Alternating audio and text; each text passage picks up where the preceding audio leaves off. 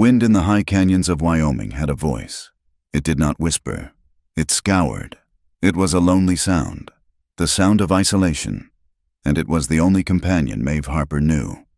Her homestead was a scar on the landscape, a small, sagging cabin and a lean-to that shuddered against the gusts. It sat several miles outside the town, perched on a rise where the wind hit hardest.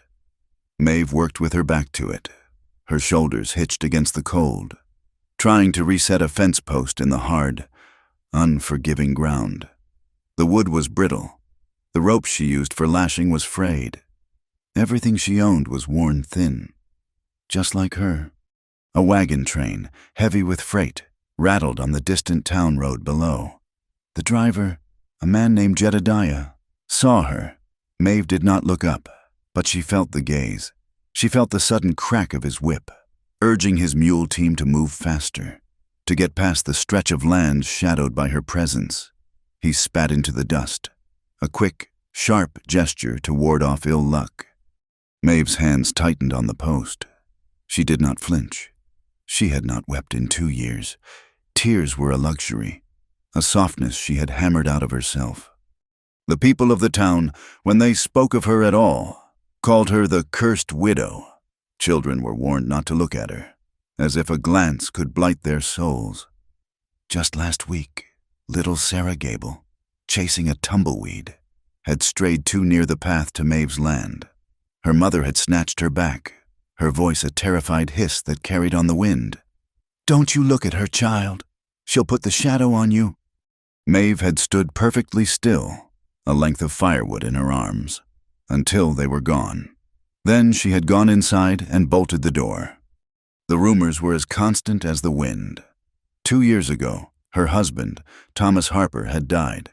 He had not died peacefully.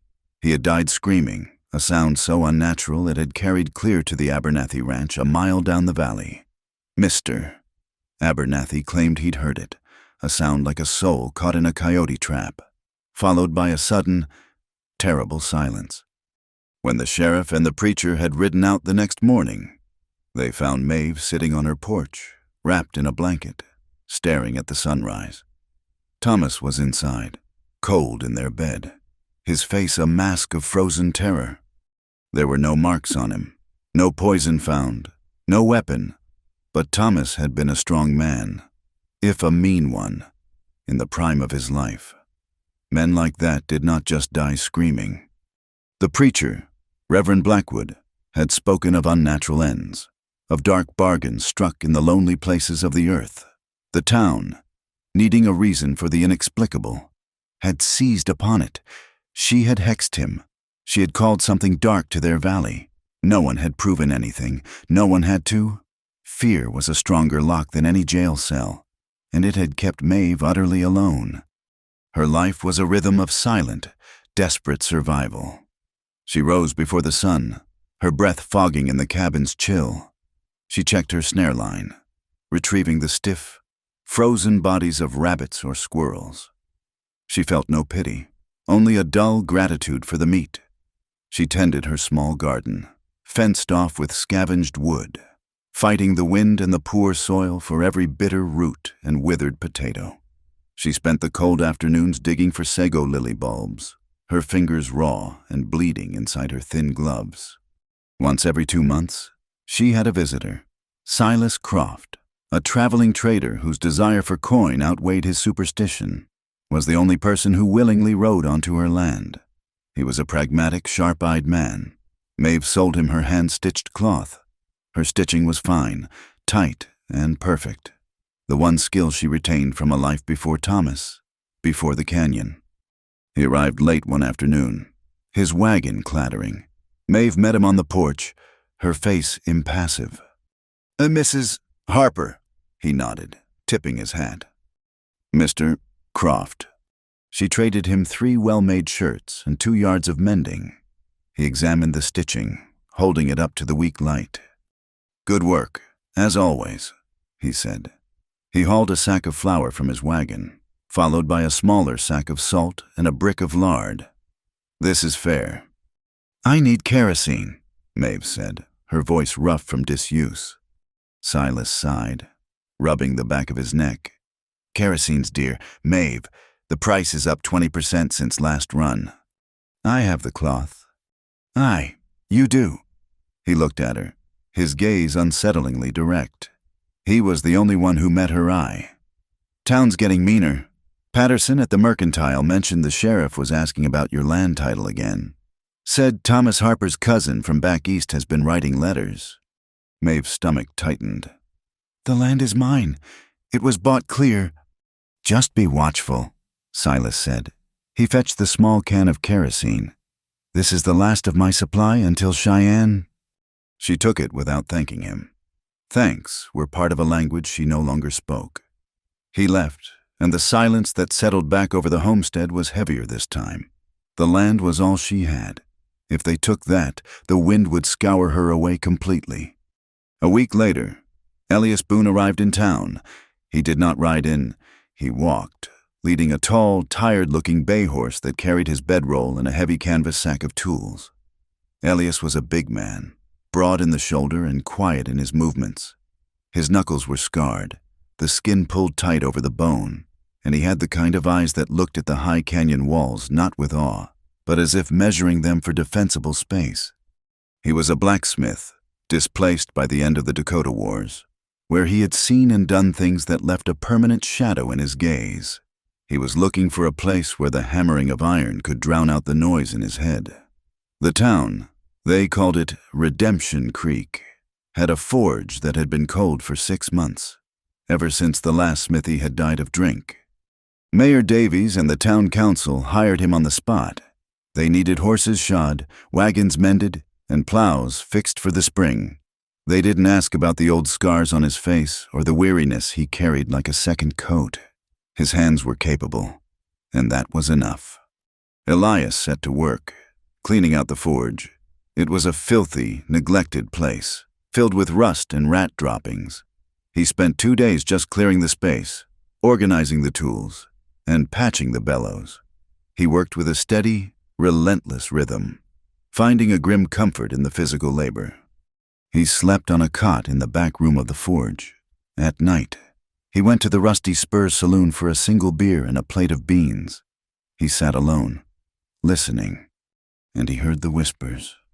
He heard them from the cattle hands, the ranchers, and the nervous townsfolk. They spoke of the cursed widow up on the canyon rise. They spoke of Thomas Harper's screams. "Abernathy heard it," one man slurred, leaning over the bar. "Said it weren't human. She bled the life right out of him. She did. Sucked it out with her witchery." Elias nursed his beer. He had seen men die screaming in the mud of the plains. He had heard the sounds of cholera and frostbite. He knew what real horror sounded like. This talk of curses sounded like scared men finding someone small to blame for the dark. He saw her for the first time 3 days after his arrival. He was in Patterson's Mercantile, buying oats for his horse and a side of bacon.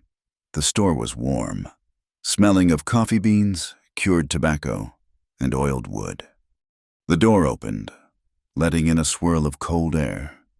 Maeve Harper stepped inside. The low hum of conversation stopped. It did not fade. It was cut, as if by a knife. Mrs. Gable, who had been inspecting calico, grabbed her basket and moved abruptly to the other side of the store, her back to the door. Maeve seemed not to notice. She walked directly to the counter, her worn boots making no sound on the floorboards. She held a small, crumpled list. She did not look at the other customers. She looked past them, through them. Elias stood near the stove, unmoving. He watched her. She was thinner than he'd expected, lost inside a man's canvas coat that was patched at the elbows. Her hair, a dark brown, was pulled back so tightly it emphasized the sharp, clean lines of her jaw and cheekbones. She wasn't a hag. She wasn't a monster. She was just a woman, and a tired one at that. "Mr. Patterson," she said. Her voice was low and clear. "I need a sack of flour and 2 tins of baking soda." Mr. Patterson, a man with a perpetually worried expression, busied himself behind the counter, avoiding her eyes. "Flour's prices up. Mrs. Harper." "I have the coin," she said. Elias saw her hands as she placed the coins on the counter. They were not the pale, delicate hands of a town woman. They were red, chapped, and calloused. The nails were short, rimmed with dirt from digging. They were a survivor's hands. And her eyes, they were a deep, clear gray, but they were utterly wary. She was like a deer trapped in a box canyon, scanning every shadow for the first sign of the wolf. He recognized the look. He saw it in the mirror every morning. "Mr. Patterson bagged her goods, handling them as if they might burn him. Maeve took the sack, nodded once, and left. The cold air rushed in, and then she was gone. The store exhaled. Mrs. Gable hurried to the counter, her voice shrill. "Shocking, just shocking. Letting her in here with decent folk, it ain't right. Mr. Patterson." Elias paid for his oats, his face impassive. He walked out, the bell over the door jangling. He looked up the road, toward the high canyons, but she was already out of sight. Maeve's life was balanced on a knife's edge, and that edge was her plow. It was old, the iron blade worn thin, the wooden handles warped. It was all that stood between her and starvation come winter.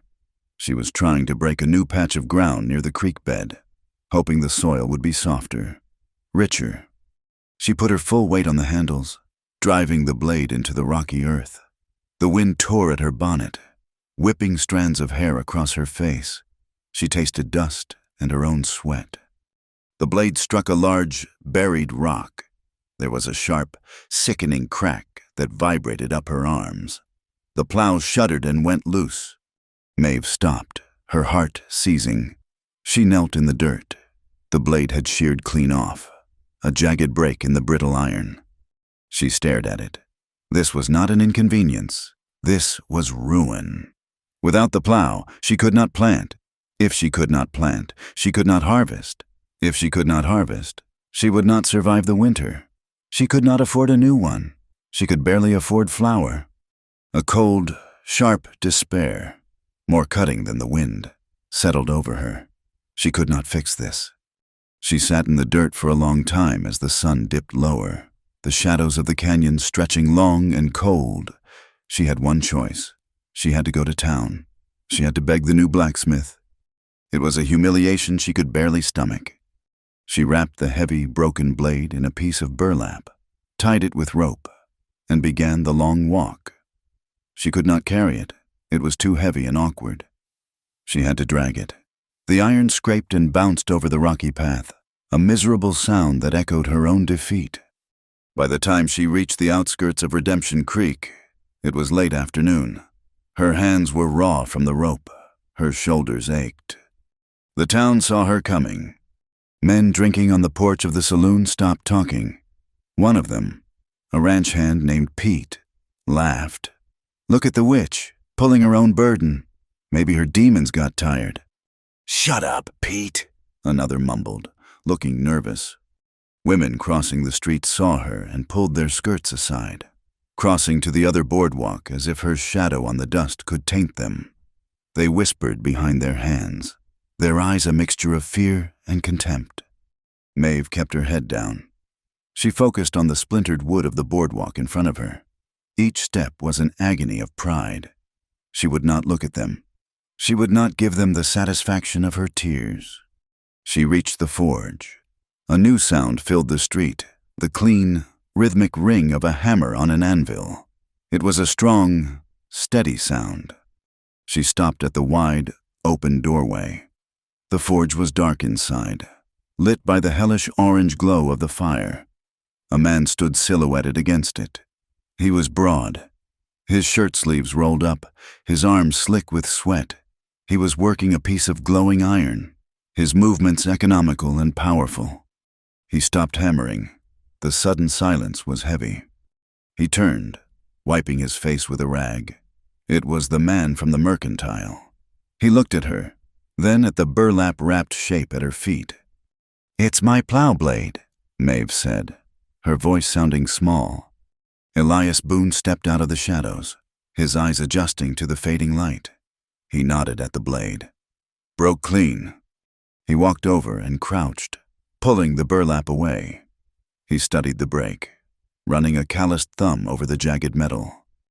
"What's the charge to fix it?" Maeve asked, bracing herself for the refusal, or a price she could never pay. Elias ignored the question. He picked up the heavy blade as if it were a trifle. It's old iron, brittle. The temper's long gone. He carried it inside and laid it on the workbench. "I need it fixed," Maeve said, following him to the threshold. She would not step inside. "I can pay." "Leave it," Elias said. He turned back to the forge, stoked the coals, and began to work the bellows. The fire roared, white hot. "When will it be done?" she asked, a note of desperation creeping into her voice.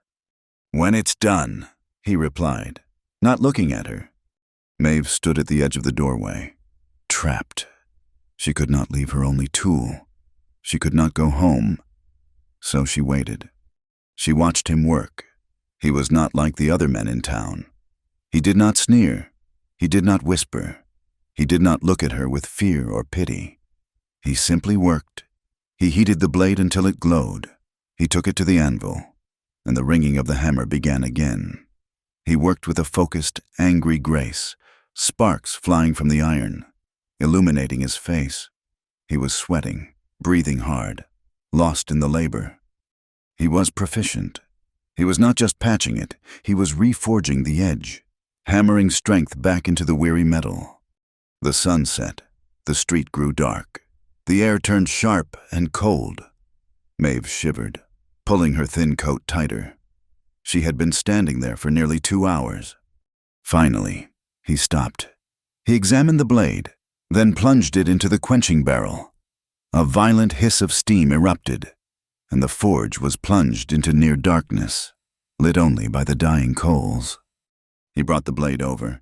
It was whole again, the new edge dark and strong. He offered it to her, handle first.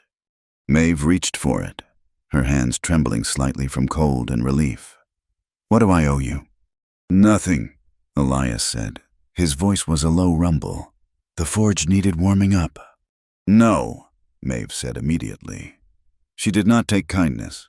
Kindness was a weapon, a trick, a debt she could not afford. "I pay my way." She fumbled in her pocket, pulling out the few coins she had saved from Silas Croft. It was barely 10 cents. She held them out. "I said it's nothing, ma'am," Elias repeated. He did not take the money. "I insist." She tried to press the coins into his hand. Their hands brushed. It was the first human touch Maeve had felt in 2 years that was not violent. His hand was large, covered in soot, and radiating a dry, steady heat from the forge. Her hand was small, chapped, and ice-cold. She flinched. It was a sharp, involuntary recoil, a gasp of breath. The touch was a shock, like a spark from the anvil. It sent a jolt straight through her, lighting up nerves she thought were long dead. It reminded her of things she had buried. Warmth, contact, safety. Elias did not pull away. His hand remained steady, open, unthreatening. He simply held his ground, his gaze unreadable in the dim light. He let her feel the warmth. He let her be the one to break the contact. Maeve's throat was tight, confused, terrified of the simple, warm touch. She dropped the coins onto the anvil. They made a small, sad clinking sound. "For the coal?" she whispered. She grabbed the plow blade, hauled it up, and turned. She dragged it away into the darkness, the metal scraping against the hard-packed street. Elias Boone stood in the doorway of the forge for a long time, watching her go. Then he looked down at the 2 small coins, gleaming dully on the black iron of his anvil. Maeve did not stop until she reached her cabin. She barred the door. She leaned the repaired plow against the wall, a tangible sign of a confusing, terrifying encounter. She did not light the lamp. She sat in the dark, her hand tingling where it had touched his. She finally lay down on her cot, exhausted, but sleep did not come.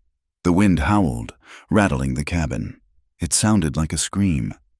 When she finally did drift off, the dream found her. It was always the same. She was back in the cabin, but it was colder. Thomas was there. His face was purpled with drink and rage. The smell of cheap whiskey was thick in the air, choking her. He was shouting, accusing her of looking at the freighter, of smiling at Mr. Patterson. His hands were on her throat. She was on the floor, the cold boards pressed against her back. She could not breathe. She was choking. She was dying. She saw his face contort, his eyes bulging. He made a sound, a terrible, wet gasp. He wasn't choking her anymore. He was choking on himself. His body spasmed, his hands clawing at his own neck. Then he was still. The silence was absolute. Maeve woke with a raw scream lodged in her throat. She sat bolt upright, gasping, her heart hammering against her ribs. The cabin was dark. She was alone. There was no one.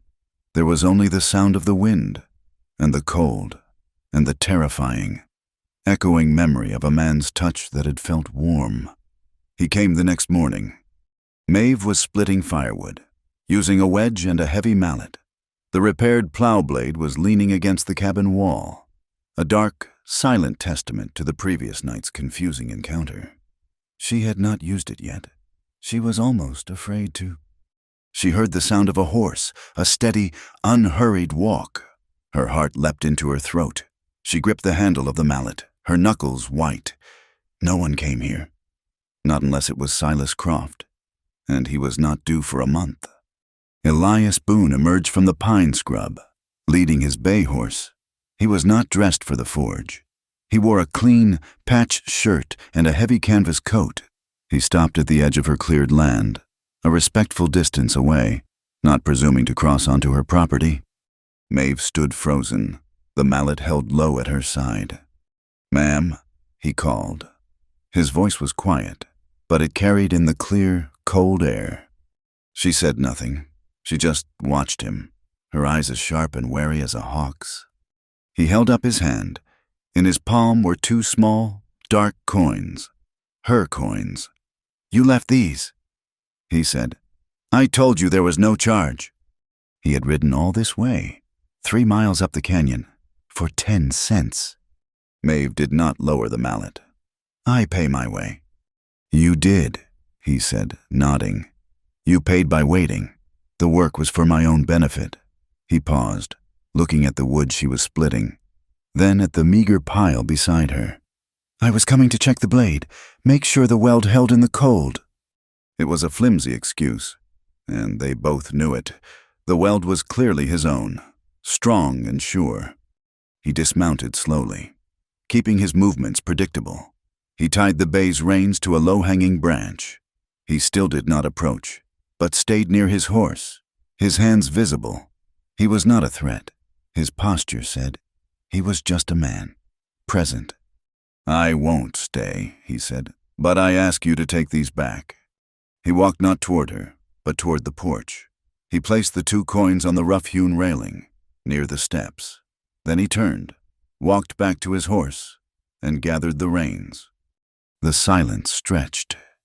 Maeve's arm ached from the weight of the mallet. He had ridden all this way. He had respected her land. He had not sneered or preached, or looked at her as if she were a blight. He had simply returned her money. He was waiting for a dismissal. She could say nothing, and he would leave. The thought of the silence returning, the crushing weight of the wind, was suddenly unbearable. "I have bread," she said. The words came out hoarse, tearing her throat. "It was baked this morning." Elias stopped. He looked at her, his dark eyes searching her face. He gave a single, slow nod. "I'd be grateful." She put the mallet down, the sound of the wood hitting the ground unnaturally loud. She untied her apron, her hands shaking. "You can sit on the porch." She went inside. The cabin was sparse, but clean. A small loaf of dark bread sat on the counter. She cut 2 thick slices, her hands still unsteady. She had no butter, no jam. She put the slices on a tin plate and took a dipper of water from the bucket. When she came back out, he was sitting on the top step, his back to the railing. He did not look like he belonged in her world of gray and wind. He was too solid, too large. She handed him the plate and the dipper. He took them. "Thank you, ma'am." She sat on the far end of the porch, her back against a support post, keeping a good 10 feet of space between them. They ate in silence. The bread was dense and slightly sour, made from the last of her flour. The wind whistled around the corners of the cabin. It was an awkwardness so profound it was almost painful. Maeve stared out at the canyon, at the gray rocks and the withered grass. Elias finished his slice and drank the water. He set the plate and dipper down. "This is hard land," he said, "not to her, but to the valley." "It is," she agreed. "But the water is sweet." "The creek runs clean." He watched her hands, which were clenched in her lap. "My name is Elias Boone." "I know." She said, "I am the new smith." "I know." He seemed to be searching for words, a task he found more difficult than shaping iron. "In town, they talk." Maeve's entire body went rigid. Here it was. The accusation, the questions, the fear. Let them. "I don't listen to talk," Elias said quietly. "I listen to the sound of the hammer. A man can't lie when he's striking iron. The metal tells the truth. It's either strong or it breaks." He looked at her then, his gaze direct and heavy. "You don't seem like the kind to break, Mrs. Harper." Her breath hitched. He was not accusing her. He was complimenting her. It was so unexpected. It felt like a blow. She looked away, her face flushing with a heat that had nothing to do with the cold. "I have work to do," she said curtly, standing up. "Yes, ma'am." Elias stood as well. He did not look offended. He picked up the tin plate and the dipper, holding them out. She took them without meeting his eye. "The blade will hold," he said, "but that handle on your axe, it's split. You strike hard, and it'll send the head flying. That's dangerous work alone." She had known the handle was weak. "It's all I have." "I'll bring you a new one," he said. "Hickory, stronger." "I can't pay you." "I don't recall asking for pay," he said. He walked to his horse, untied the reins, and mounted in one smooth, powerful motion. He looked down at her. "Good day, Mrs. Harper." He turned the horse and rode away, his back straight, leaving Maeve alone on the porch, the empty plate in her hand. She watched him until he was gone. His steadiness, his quiet lack of fear, was a profound disturbance. He was nothing like Thomas. The memory of Thomas rose up in her, as bitter and sudden as bile. It was triggered by the contrast, by the simple decency of the man who had just left. She had been married for 5 years, 5 years of isolation that had begun long before Thomas died.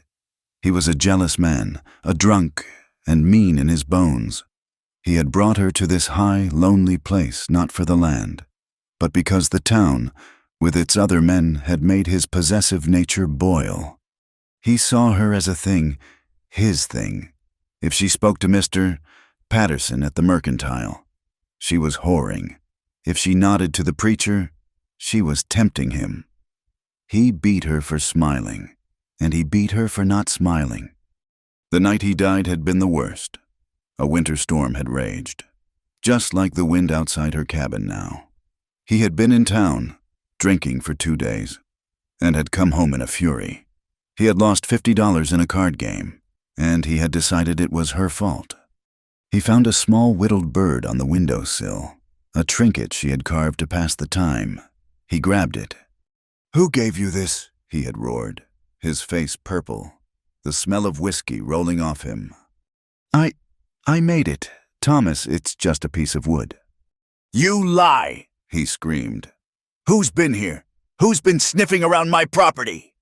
He backhanded her. She fell against the table, the tin plates crashing to the floor. He was on her immediately, grabbing her by the hair. dragging her to her feet. "I will kill you, Maeve," he hissed, his eyes wild. "Before I let another man so much as look at you, I will put you in the ground." He threw her down. She hit the floorboards, the breath knocked from her. He was on top of her, his heavy body pinning her, his hands closing around her throat. She remembered the terror, the black spots dancing in her vision, the desperate, animalistic clawing at his wrists. She could not breathe.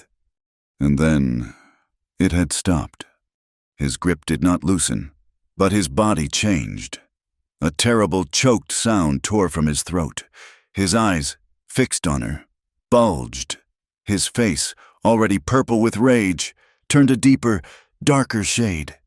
He wasn't choking her anymore. He was choking on himself. His body went rigid, arcing backward in a violent spasm.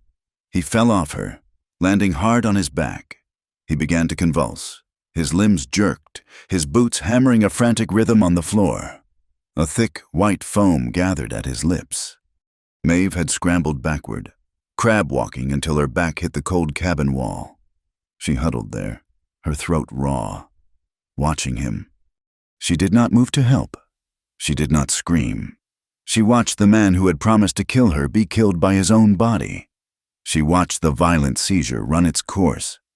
It lasted an eternity, then it stopped. He lay still. His eyes were open, staring at the ceiling, frozen in that last mask of terror.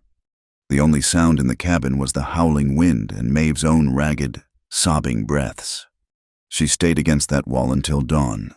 She waited until the sun came up, and she was sure, absolutely sure, that he was cold. Then she had taken the shovel. The ground was frozen solid. It took her 2 days to dig a grave deep enough in the hardscrabble patch behind the cabin. She rolled his body onto a tarp, dragged him out, and buried him. She had buried him alone, and the town, hearing only the echoes of his final, choked screams, had decided she was a witch. The next time Elias went to the saloon, the air was different. He had been seen.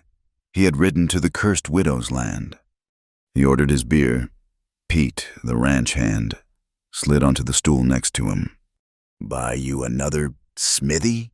Pete slurred. His eyes narrowed. "I'm fine with this one," Elias said, not looking at him. "You're a brave man, Boone, or a stupid one." Elias took a slow drink. "We saw you," Pete pressed, his voice dropping. "Riding up to the Harper place. You think you're special? You think she won't put the hex on you too?" Elias set his mug down. "I don't believe in hexes." Thomas Harper didn't either. Another man chimed in from a nearby table. "And he died screaming. You keep going up there. You'll end up just like the last one." Elias turned slowly on his stool. He looked at the man, then at Pete. His face was calm, but his eyes were flat and cold. "Her husband is dead," Elias said, his voice low and clear. "I'm shoeing horses. If any of you has a problem with my work, you tell me. If not, you'll leave me to my beer." "It ain't your work, Smithy."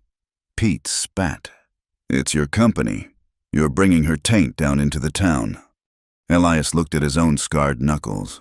He thought of the men he had seen die, of the blood on the snow. He looked at these soft town men, terrified of a lonely woman. He said nothing. He finished his beer, set the mug on the bar, and walked out. His silence was more profound than any threat. He ignored them. He worked his forge. He shod the mayor's horses. He fixed the wheel on the freight wagon. And 2 days later, he rode back up the canyon. He had a new axe handle, carved from a piece of straight-grained hickory, sanded smooth as glass. Maeve saw him coming. This time, she was not holding a mallet.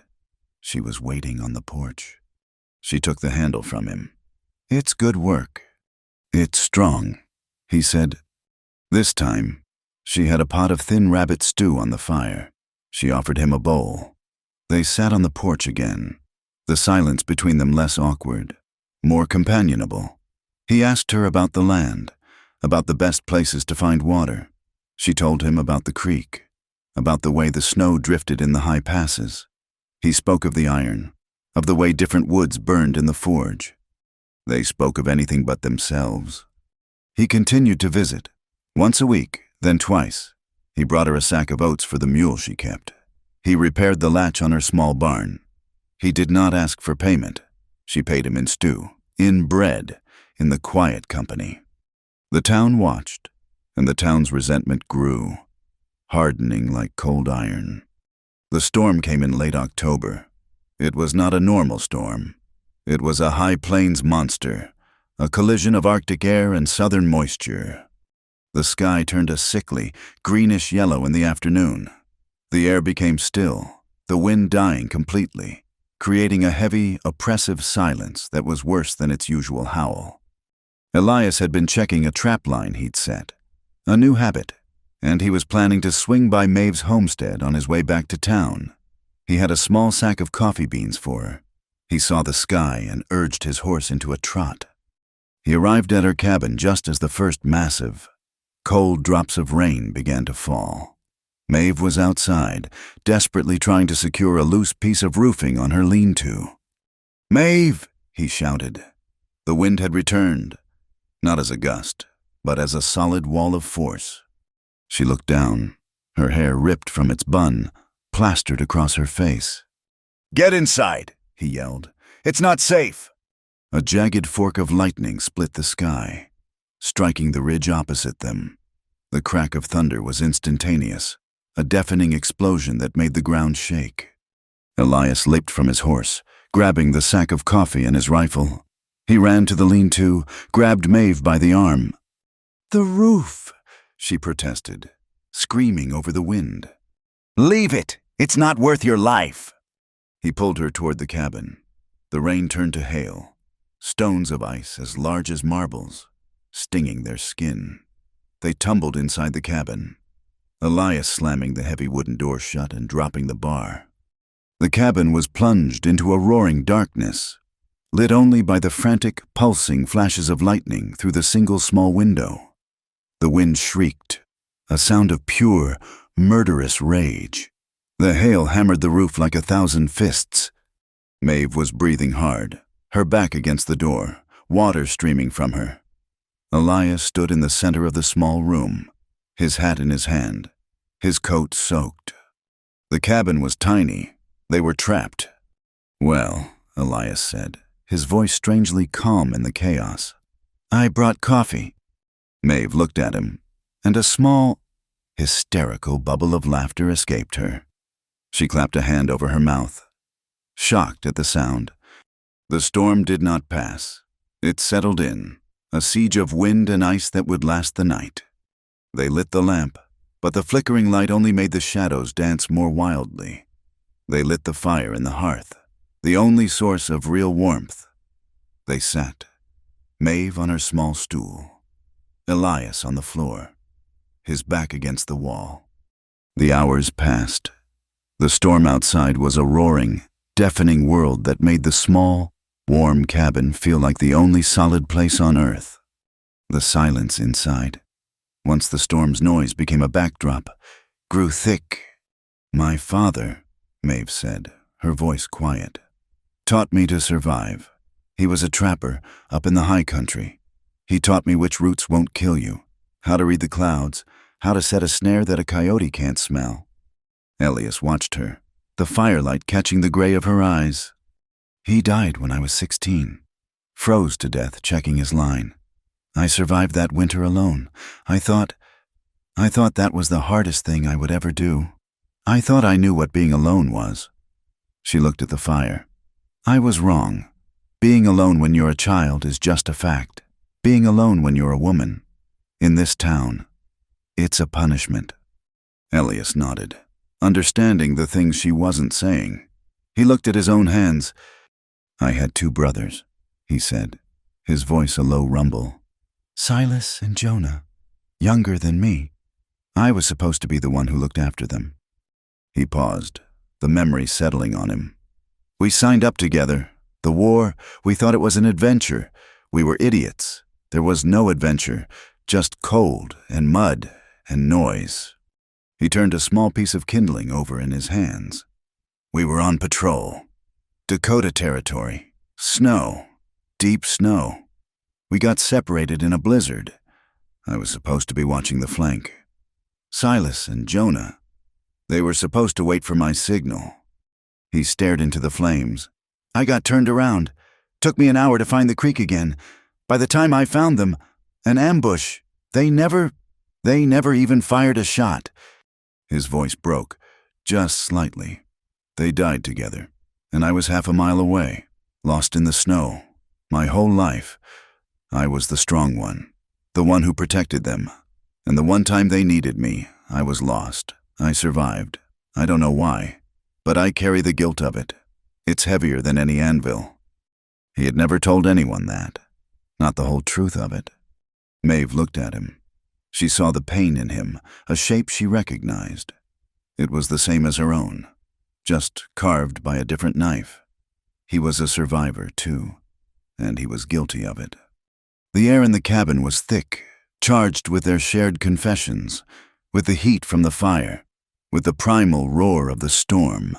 They were two people, utterly alone in the world, who were suddenly, terribly, not alone. Without thinking, driven by an instinct older than fear, Maeve shifted from the stool to the floor, moving closer to the fire, closer to him. The warmth was a relief. She leaned into it, her shoulder almost brushing his arm. She could feel the heat radiating from his body. Elias did not move. He just breathed, slowly. He rested his hand on the floorboards between them. His fingers were splayed, strong and scarred. Her own hand was on her knee, inches away.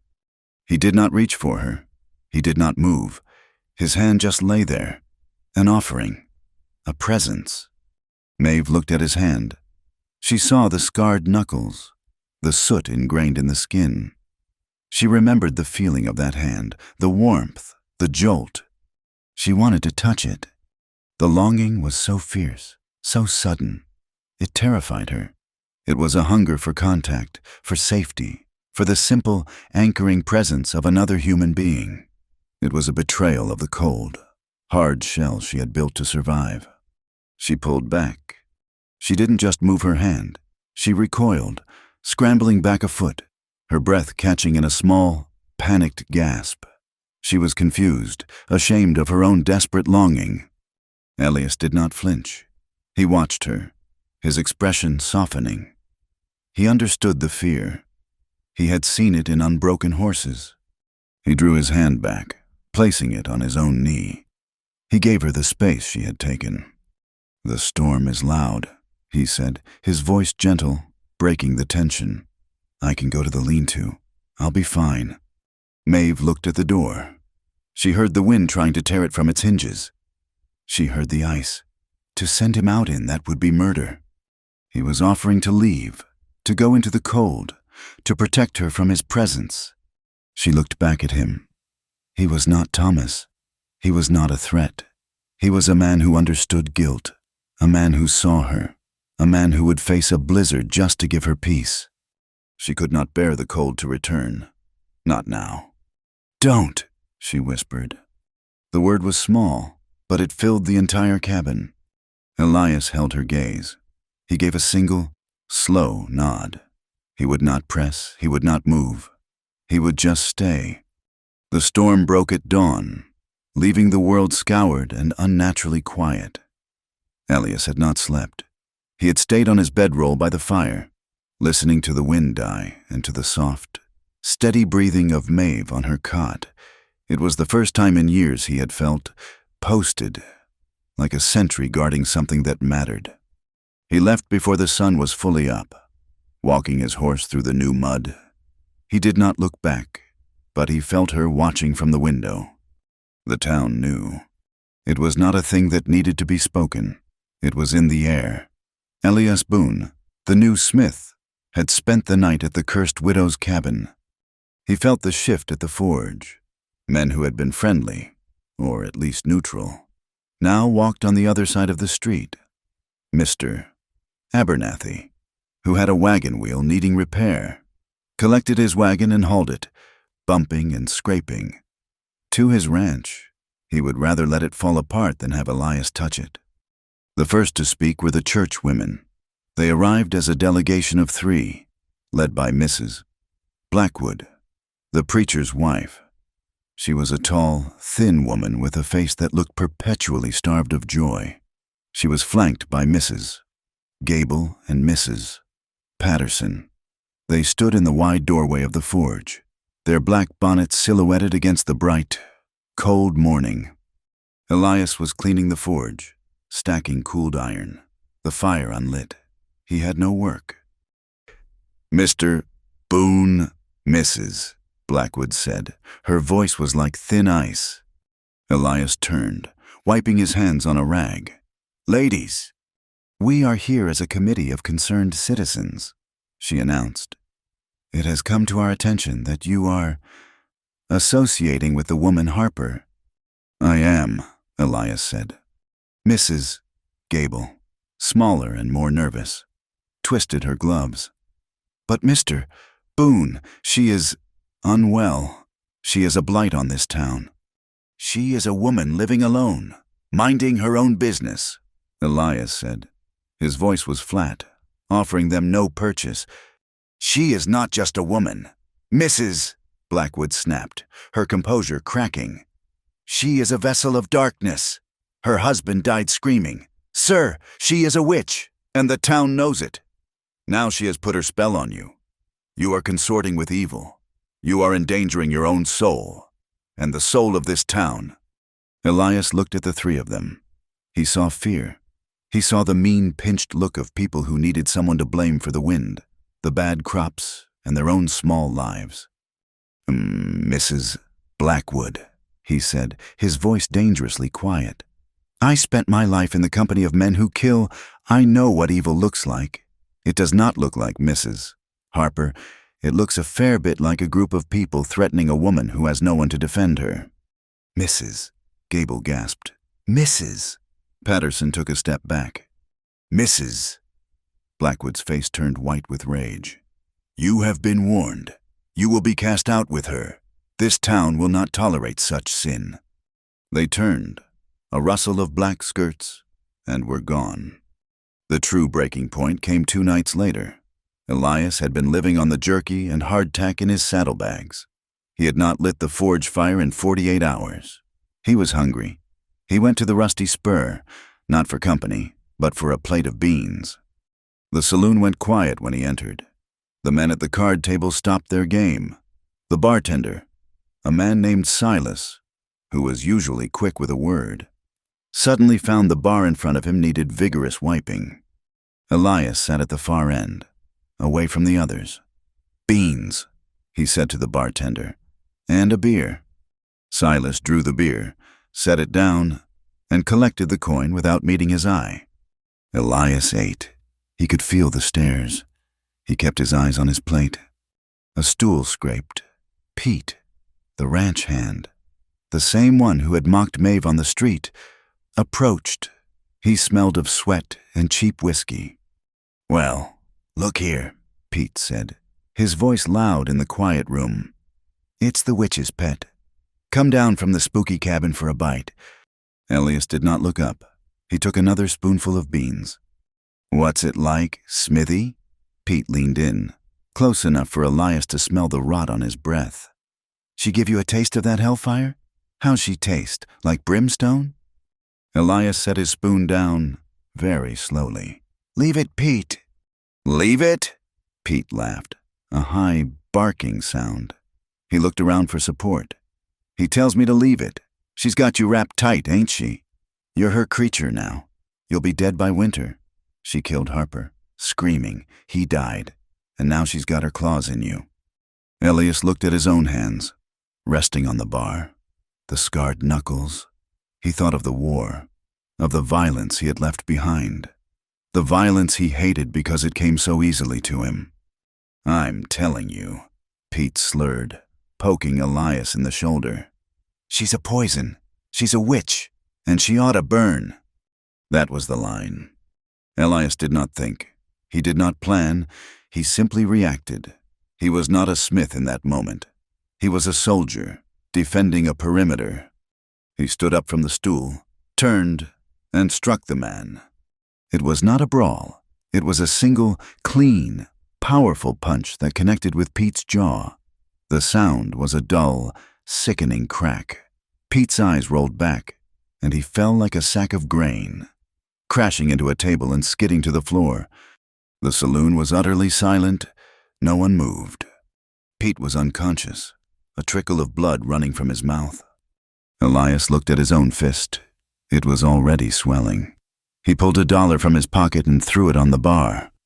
"For the beans," he said to the bartender, "and the damage." He walked out.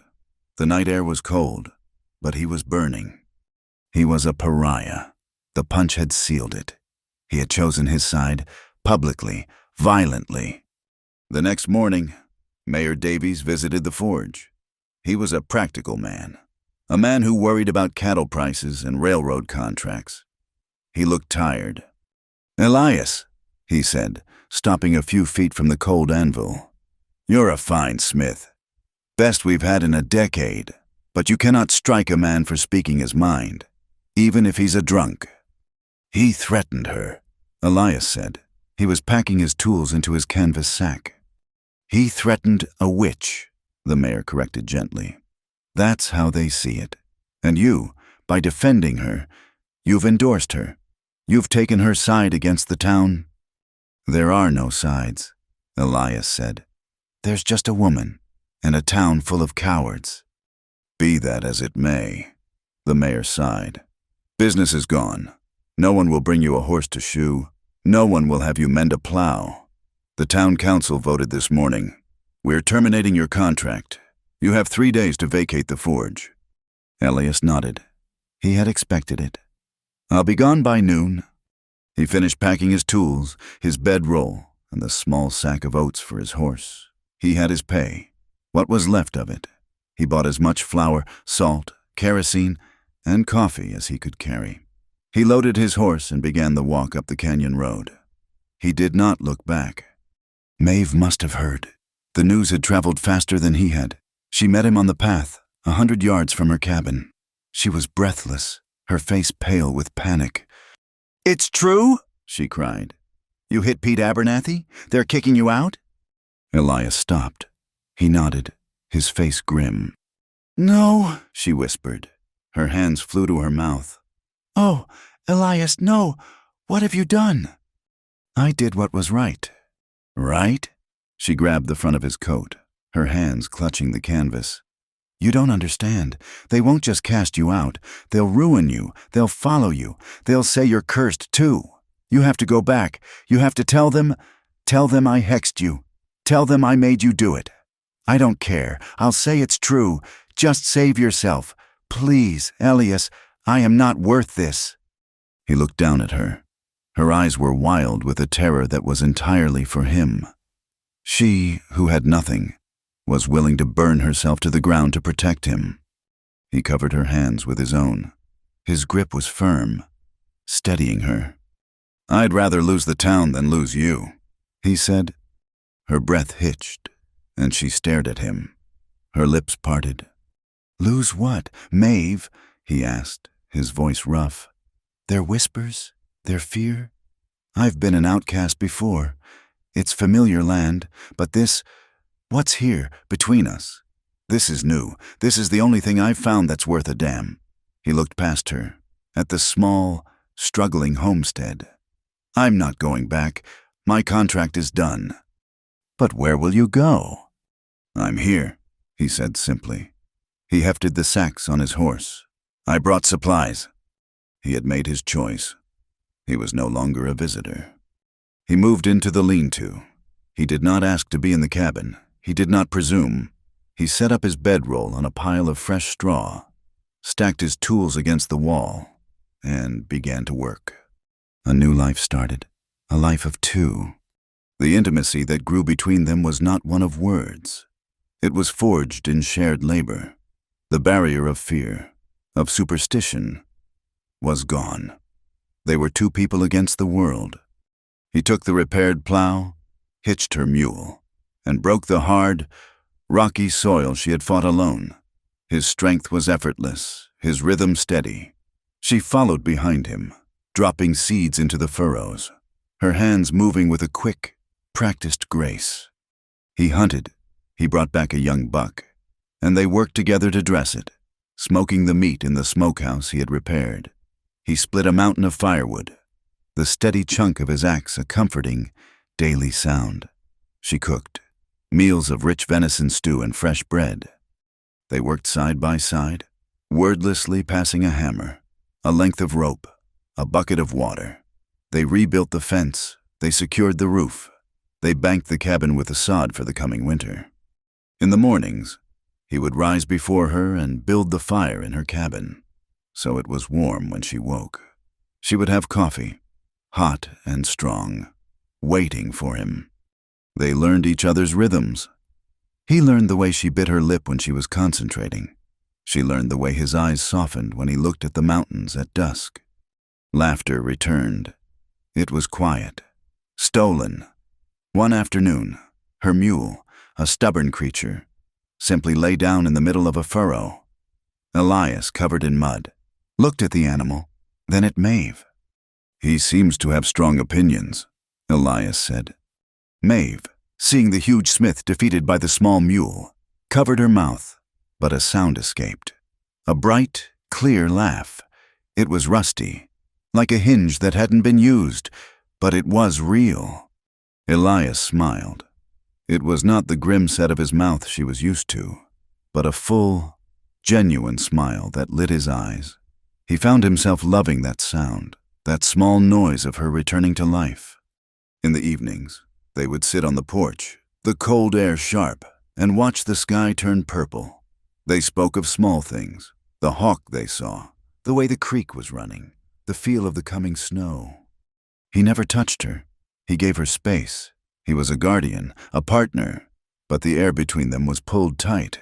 A glance held a second too long, a brush of hands as she gave him a plate. The cabin, which had seemed empty, was now almost too small, charged with their presence. The first real snow came. It did not come with the violence of the storm, but with a deep, profound silence. It began in the night, huge, soft flakes drifting down, and by morning, the world was gone. The canyons, the rocks, the town below, all of it was erased, buried under a thick, pristine blanket of white. The homestead was the only thing in existence, an island in a sea of white. The cold was sharp, biting. They spent the day inside, the fire roaring in the hearth. Elias mended his coat, his large hands surprisingly deft with a needle. Maeve sorted dried herbs, the scent filling the small room. The silence was different. It was no longer companionable. It was heavy, aching. The storm outside had been an excuse. This silence was their own. Night fell.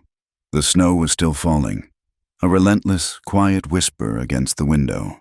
The cabin was warm, glowing. Elias had spread his bedroll by the fire. It was too cold in the lean-to. Maeve was on her cot. The space between them was only a few feet, but it felt like a mile. She could not sleep. She could hear him breathing, the steady, quiet sound. She could feel his presence, a warmth that had nothing to do with the fire. "Elias," she said, her voice small in the quiet. He turned his head. He was lying on his back, his arm behind his head. The firelight carved his face from the shadows. "Maeve." She said nothing else. She did not have the words. He watched her. He saw the conflict in her eyes, the fear and the longing. He saw the woman who had been broken, and the woman who had survived. Slowly, he stood up. He was a shadow, a mountain against the firelight. He walked the few steps to her cot and stood over her. He did not touch her. He just waited. Her hand, trembling, rose from the blankets. She did not reach for his face. She reached for his hand, the one that had held the punch, the one that had fixed her plow. She laid her fingers against his scarred knuckles. It was all the invitation he needed. He sat on the edge of the cot, The mattress dipped, and she rolled slightly toward him. He cupped her face, his thumb tracing the line of her jaw. She flinched, just slightly. The old memory. "I won't hurt you," he whispered. "I know," she breathed. He leaned down and kissed her. It was not a gentle kiss. It was raw, aching. It was the taste of coffee and wood smoke, the scratch of his beard, the desperate, starved longing of two people who had been alone for so long they had forgotten what human warmth felt like. It was a clinging, a demand, a promise. She grabbed his shirt, pulling him down. The cot groaned. Blankets were tangled. It was clumsy and urgent, a collision of need. He was strong, but he was tender, holding his weight, his movements careful, even in their desperation. She was not a possession. She was a partner. It was a drowning. It was a rescue. It was two lonely people clinging to each other as the snow fell, trying to find life in the cold. Afterward, they lay tangled, their breath fogging in the cooling air. The fire had burned low. The snow had stopped. A profound silence settled, deeper than the one before. He was holding her, his arm heavy and warm across her waist. She was tucked against his chest, her head on his shoulder. He felt her begin to shake, not a shiver from cold. It was a small, silent weeping. He tensed, his first thought a sharp, sudden guilt. He had pushed her. He had taken... He started to pull away. "Maeve, No," she whispered, her voice thick. She grabbed his arm, holding him in place. "Don't, please stay!" She wept, not loudly, but with a deep, shuddering finality, as if something she had held for years had finally broken. He held her, stroking her hair, his heart aching. When the sobs quieted, she lay still for a long time. "They're wrong," she whispered to his chest. "The town, they're wrong about the hex, but they're right that I'm a killer." Elias went very still. He did not speak. He just listened. "My husband," she said, her voice dead, emotionless. "He didn't just die. He didn't have a seizure, not a natural one." She took a shaky breath. "He was trying to kill me, the night he died. He'd done it before, the beatings. But that night, he said he would put me in the ground. He had his hands on my throat. I couldn't breathe." Elias's arm tightened around her, his muscles tensing. I had been collecting it, foxglove, from the creek bed. I knew what it could do. I kept it dried, hidden in the wood box. I thought it was for me, for when I couldn't bear it anymore. A way out." She swallowed. "He went for more whiskey. His back was turned. He was telling me how he'd do it, how he'd bury me where no one would find me. And I knew he meant it. I put all of it in his glass. All I had." She was shaking again. "He drank it, and he started screaming, just like they say. It was terrible. Elias, it was so fast. But he looked... his face... I still see it." She pulled back then, pulling herself up on one elbow so she could see him in the dim, dying light of the fire. Her eyes were wide, terrified of what she would see in his. "I watched him die," she whispered. "I didn't help him. I sat against the wall, and I watched him die. And I was glad." She finished, her voice breaking on the final, terrible truth. "I didn't want to die screaming." She waited. She waited for the recoil, for the disgust, for him to look at her and see the monster the town saw. Elias looked at her. He saw the old, faded bruise on her temple that the shadows had hidden. He saw the way she still flinched from sudden movements. He thought of the men he had killed in the Dakota Territory, men whose names he never knew, killed for a patch of dirt. He did not recoil. He reached up and pulled her back down, pulling her tight against him. He wrapped both arms around her, holding her like she was breakable, holding her like he was protecting her from the memory itself. He buried his face in her hair. "I've done worse in war," he said, his voice a low, rough growl against her skin. She stilled, listening. "I've killed men who were running away," he said, the confession tearing out of him. "I've burned homes. I've followed orders that turned my stomach. I did it for pay. For a flag. You did it to survive. You saved your own life. There is no sin in that. Maeve, do you hear me? There is no sin in that." She broke, a true, shattering sob, a sound of such profound relief it was almost painful. He held her, rocking her gently, as she let go of the poison she had held for 2 years. A few days later, the world intruded. The snow had hardened, and the path to town was visible again. They were outside, Elias sharpening the axe. When they heard the horses, it was not one, it was 2.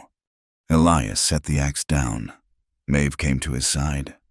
Sheriff Brody and Reverend Blackwood rode up. They stopped at the edge of the cleared land. "Boone," the sheriff called. He looked uneasy. "Sheriff, Reverend," Elias said. He stepped forward, placing himself in front of Maeve.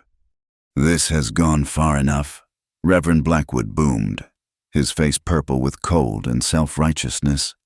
"The town is in an uproar. Patterson's milk cow died this morning. Froze in the field. They are saying it is her work." "A cow froze," Elias said flatly, "in winter, and you blame her." "It is a sign," the preacher shouted. "She is a witch, a poisoner. You are living here in open sin, corrupting this land, consorting with a murderer." Elias tensed. "You have proof of that charge, preacher?" "I have the proof of my eyes." Blackwood pointed a gloved finger. "She killed her husband, and now she has corrupted you. The town will not stand for it. They are ready to form a mob." The sheriff spoke, his voice heavy.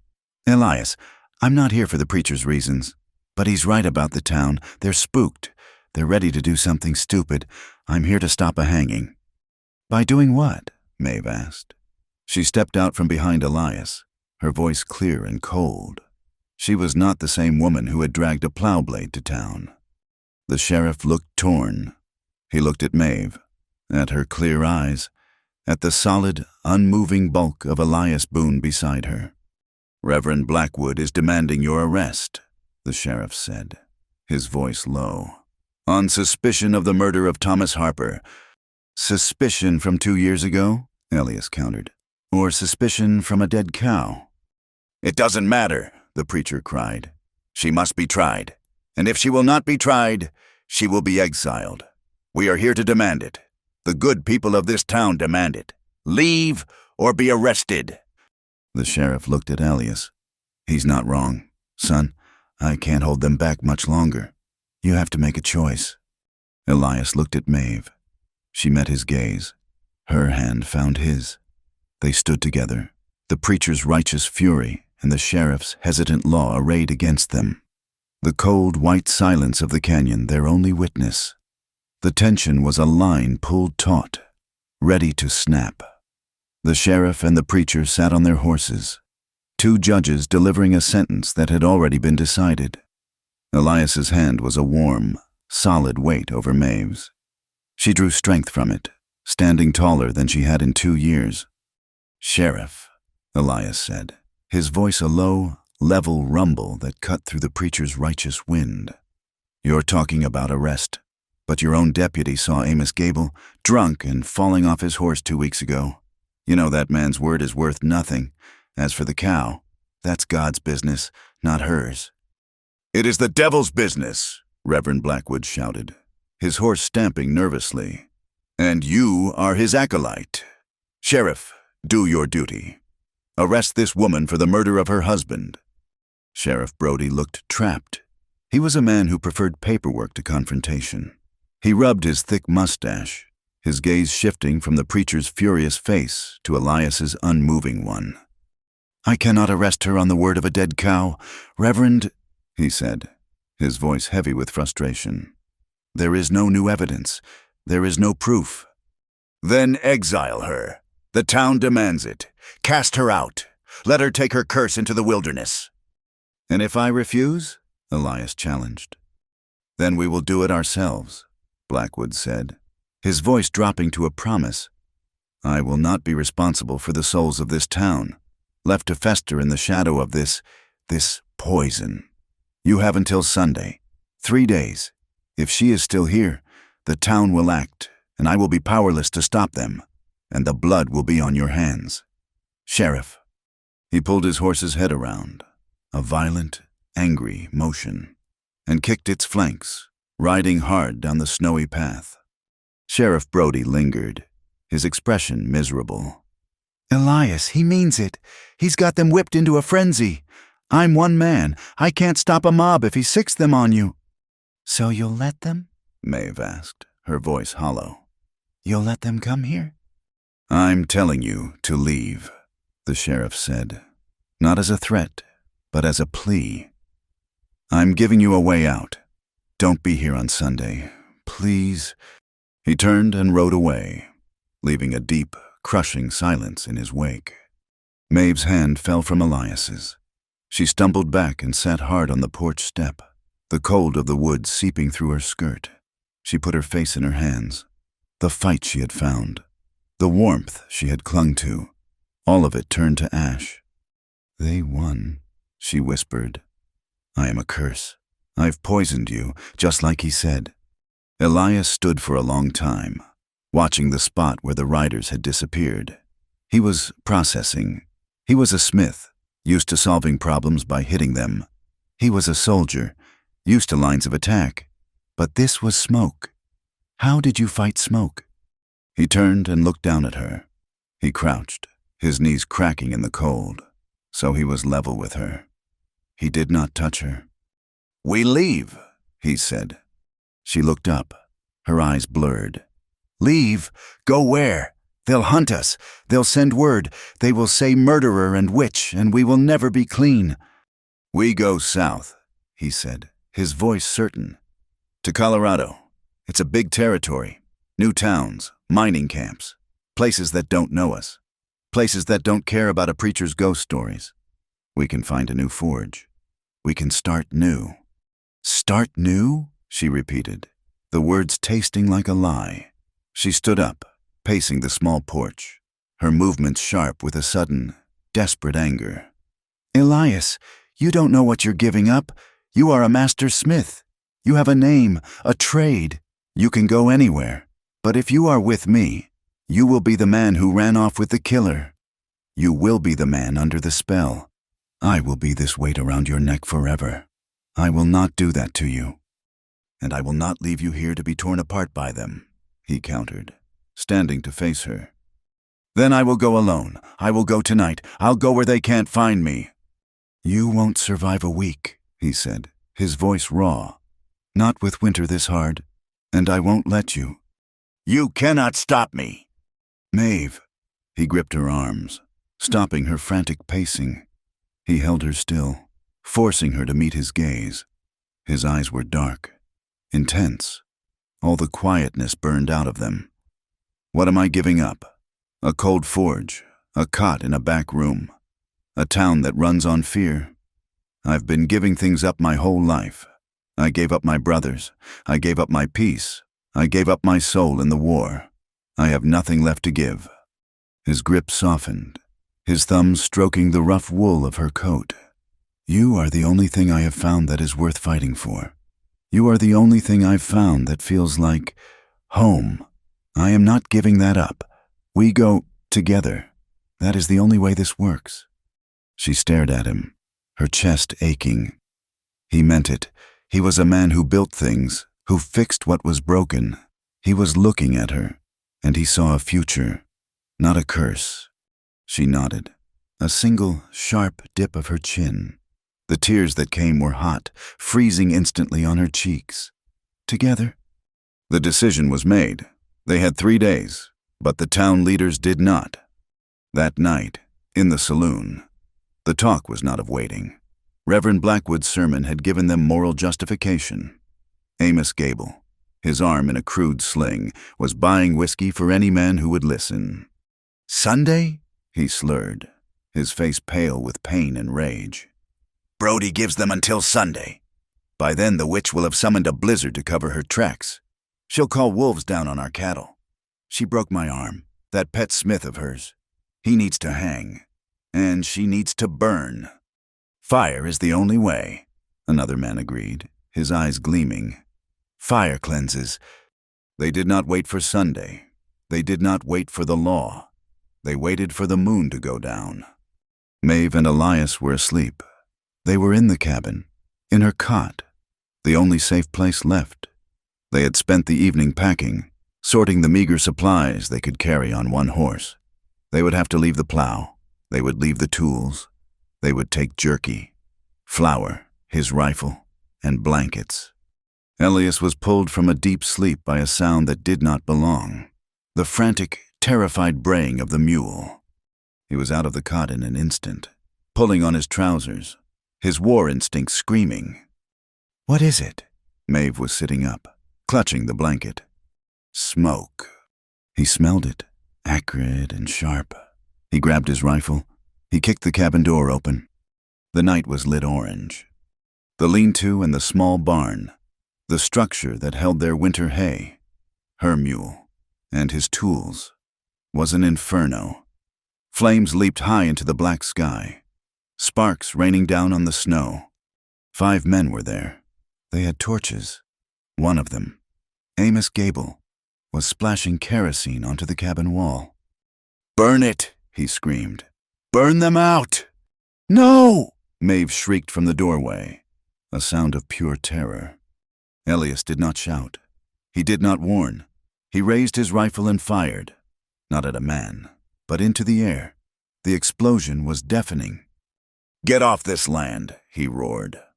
The men startled, shadows turning in panic, but they were drunk, and they were many. "It's just him!" one yelled. "Get him!" 2 men charged him. Elias reversed the rifle, using it as a club, smashing the stock into the first man's chest. The man went down, gasping. The second man grabbed the barrel. Elias, with a surge of pure, cold rage, ripped it free and slammed his fist into the man's face. He heard a terrible, high-pitched screaming. It was the mule, trapped in the burning barn. Maeve ran past him, heedless of the men, pulling the bar from the barn door. "Maeve, no, it's too late!" She wrenched the door open. A wall of fire and smoke billowed out. The mule, its coat singed and its eyes wild, bolted, a streak of terror vanishing into the darkness. Amos Gable, seeing Maeve exposed, ran at her, his good arm raised, holding a piece of firewood like a club. Elias saw it. He moved with a speed that was terrifying. He intercepted Gable, grabbing the man's raised arm. He did not just stop him. He twisted. There was a sound, a wet, sharp snap, louder than the roar of the fire. Gable screamed, a high, thin sound of pure agony, and collapsed, clutching his arm. It was his good arm, the one that was not already in a sling. The other men, sobered by the sound, by the bloodlust in Elias's face, fell back. They grabbed their screaming, injured friend and dragged him into the shadows. "Elias, stop!" Maeve was screaming, pulling on his arm. He was breathing like a bellows, his rifle still raised, ready to kill. "Stop! Elias, please! They're gone! You're scaring me! Stop!" He looked at her, his eyes wild. It took a long second for him to see her. The soldier faded. The smith returned. He lowered the rifle. He looked at the burning barn, at the snow covered in soot and blood, at her, trembling. Headlights cut through the trees. A wagon, rattling fast, followed by 2 riders. Sheriff Brody leaped from his horse before it stopped. He had his gun drawn. His deputy was right behind him. Amos Gable's wife, who had driven the wagon, was shrieking. "He tried to kill him! The smith! He tried to kill my husband! Look at his arm! They're devils!" The other men, huddled by the wagon, pointed. We just came to check on the fire, and he attacked us." "They lie!" Maeve cried, running to the sheriff. "They set it! They set the fire! Look!" She pointed to the kerosene can, still lying on its side by the cabin wall. Sheriff Brody looked at the can. He looked at the burning barn. He looked at Amos Gable, who was now moaning, his arm clearly broken in a way that was unnatural. He looked at Elias, who stood like a stone, the rifle smoking in his hand. "Elias," the sheriff said, his voice dead. "Give me the rifle." Elias did not move. "Son, don't make this worse. Give me the rifle." Elias looked at Maeve. Her face was a mask of despair. He had saved her, but he had lost. He ejected the shell and handed the rifle to the deputy. "Elias Boone," the sheriff said, pulling cuffs from his belt. "I'm arresting you for assault, with intent to do grievous bodily harm." "You're taking him?" Maeve shrieked. "They tried to burn us alive." "I'm taking him," the sheriff said, "before this mob hangs him." He cuffed Elias's hands in front of him. "Get in the wagon. It's for your own protection." Elias looked at Maeve as they led him away. "Bar the door. Don't come down. Wait for me." Then he was gone, swallowed by the shouting men and the darkness, leaving Maeve alone with the smoking, collapsing ruins of her home. The jail was a single, cold stone room with 2 cells. Elias sat on the cot in one of them. The adrenaline had faded, leaving a deep, bone-cold ache. He had failed. He had used violence, and violence had only tightened the noose. An hour later, Sheriff Brody came in, holding 2 mugs of steaming, bitter coffee. He passed one through the bars. "They're at the doctor's," the sheriff said, slumping into his chair. "Gable's arm is a mess. Compound fracture. The doctor says he might lose it." "He was trying to bash her head in," Elias said, his voice flat. "They tried to burn us in our sleep." "I know." The admission hung in the air. "I found the can. Elias, I smelled the kerosene. I know what they were doing." "Then why am I in here?" "Because," the sheriff sighed, "right now, this is the safest place for you in the county.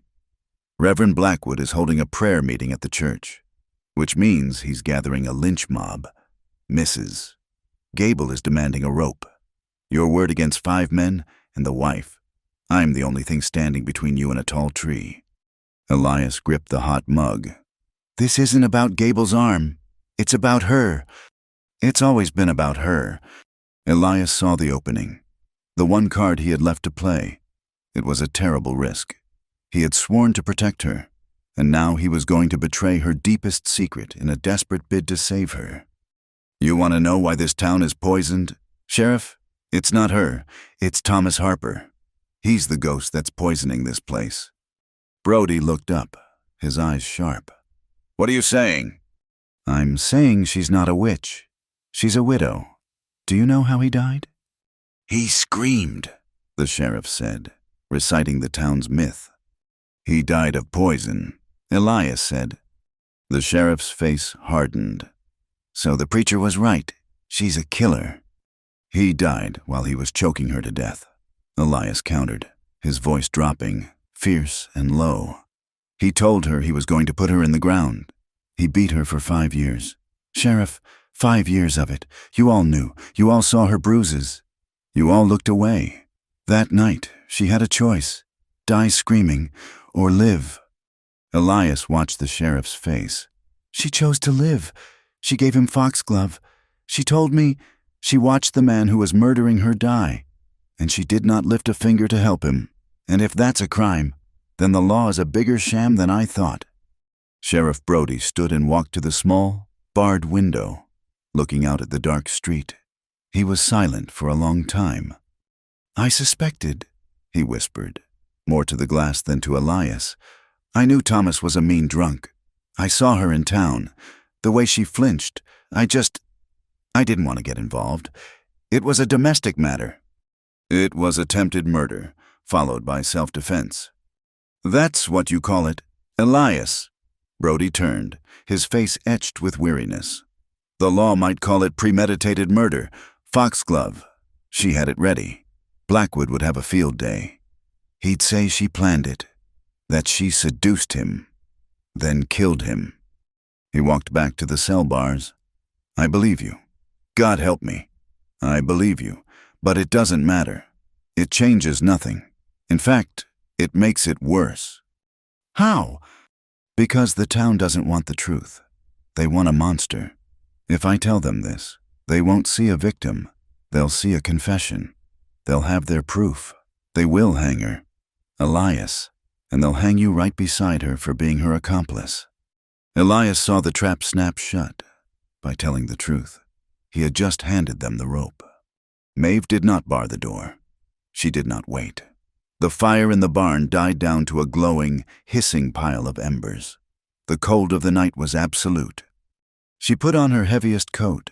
She took the small cloth bag of coins she had saved, the money from Silas Croft, and she walked the 3 miles to town. The sun was just a gray promise in the east when she arrived. The town was silent, hung over from its night of violence. She walked straight to the jail. She banged on the door. The deputy, asleep in his chair, startled, grabbing his shotgun. He opened the door, saw her, and his jaw dropped. You can't be here, ma'am. I'm here to see the sheriff, and I'm here to see Elias Boone. Her voice, cold and devoid of fear, made him step aside. Elias was at the bars, his face bruised from the scuffle. He had been waiting. When he saw her, his heart broke. Maeve, no, I told you to wait. I'm done waiting, she said. She walked past the deputy, past the sheriff, who was just emerging from his back room, rubbing his eyes. She went straight to the cell. She put her hands through the bars, cupping his face. He pressed his forehead against hers through the cold iron. They will kill you, she whispered. We're not done yet, he breathed. She kissed him. It was not the tender, passionate kiss of the cabin. It was desperate, breathless, a frantic, clumsy pressing of lips through the bars. It was the taste of iron and fear and ash. It was a promise. She pulled back, her eyes blazing. I swear to you, Elias, I will get you out of here. Maeve, don't, he pleaded, gripping her hands. Don't tell him the truth. I already did. It made it worse. You told him? She looked at the sheriff, who stood frozen, watching this unfold. He told me, the sheriff confirmed, his voice gravelly. Maeve let go of Elias and turned. She was no longer a victim. She was no longer a shadow. She was a woman with nothing left to lose. Then you know, she said to Brody. It's true, all of it. She told him, not the version Elias told, but her own. She spoke of the cold, of the sound of his boots, of the feel of his hands on her throat. She told him about the foxglove, about the terror, about the relief she felt when it was over. I did it, she said, her voice clear and ringing in the small stone room. I killed Thomas Harper. He was killing me, and I killed him first. If that makes me a murderer, then arrest me. Put me in this cell. But you will let Elias go. He has done nothing. He defended me. He defended our home. He is not a criminal. He is the only good man in this entire cursed town. The sheriff looked from her defiant, tear-stained face to Elias, who watched her, his expression a mixture of terror and awe. Brody was trapped. He had 2 confessions to a killing and a clear case of self-defense against arson. The entire town was a powder keg. He made his choice. It was not the law. It was survival. All right, he said, pulling the key ring from his belt. This is what we are going to do. He walked to the cell and unlocked it. The door swung open with a heavy creak. Elias stepped out, moving immediately to Maeve's side. The charges against you, Boone, are dropped. I'm ruling the fire an accident caused by drunkards. Amos Gable broke his arm falling from the wagon. That's my report. It's done. Elias and Maeve stared, waiting for the other boot to drop. But you are leaving, the sheriff said. Not by Sunday. Now, I'm giving you 1 hour. I want you out of this county.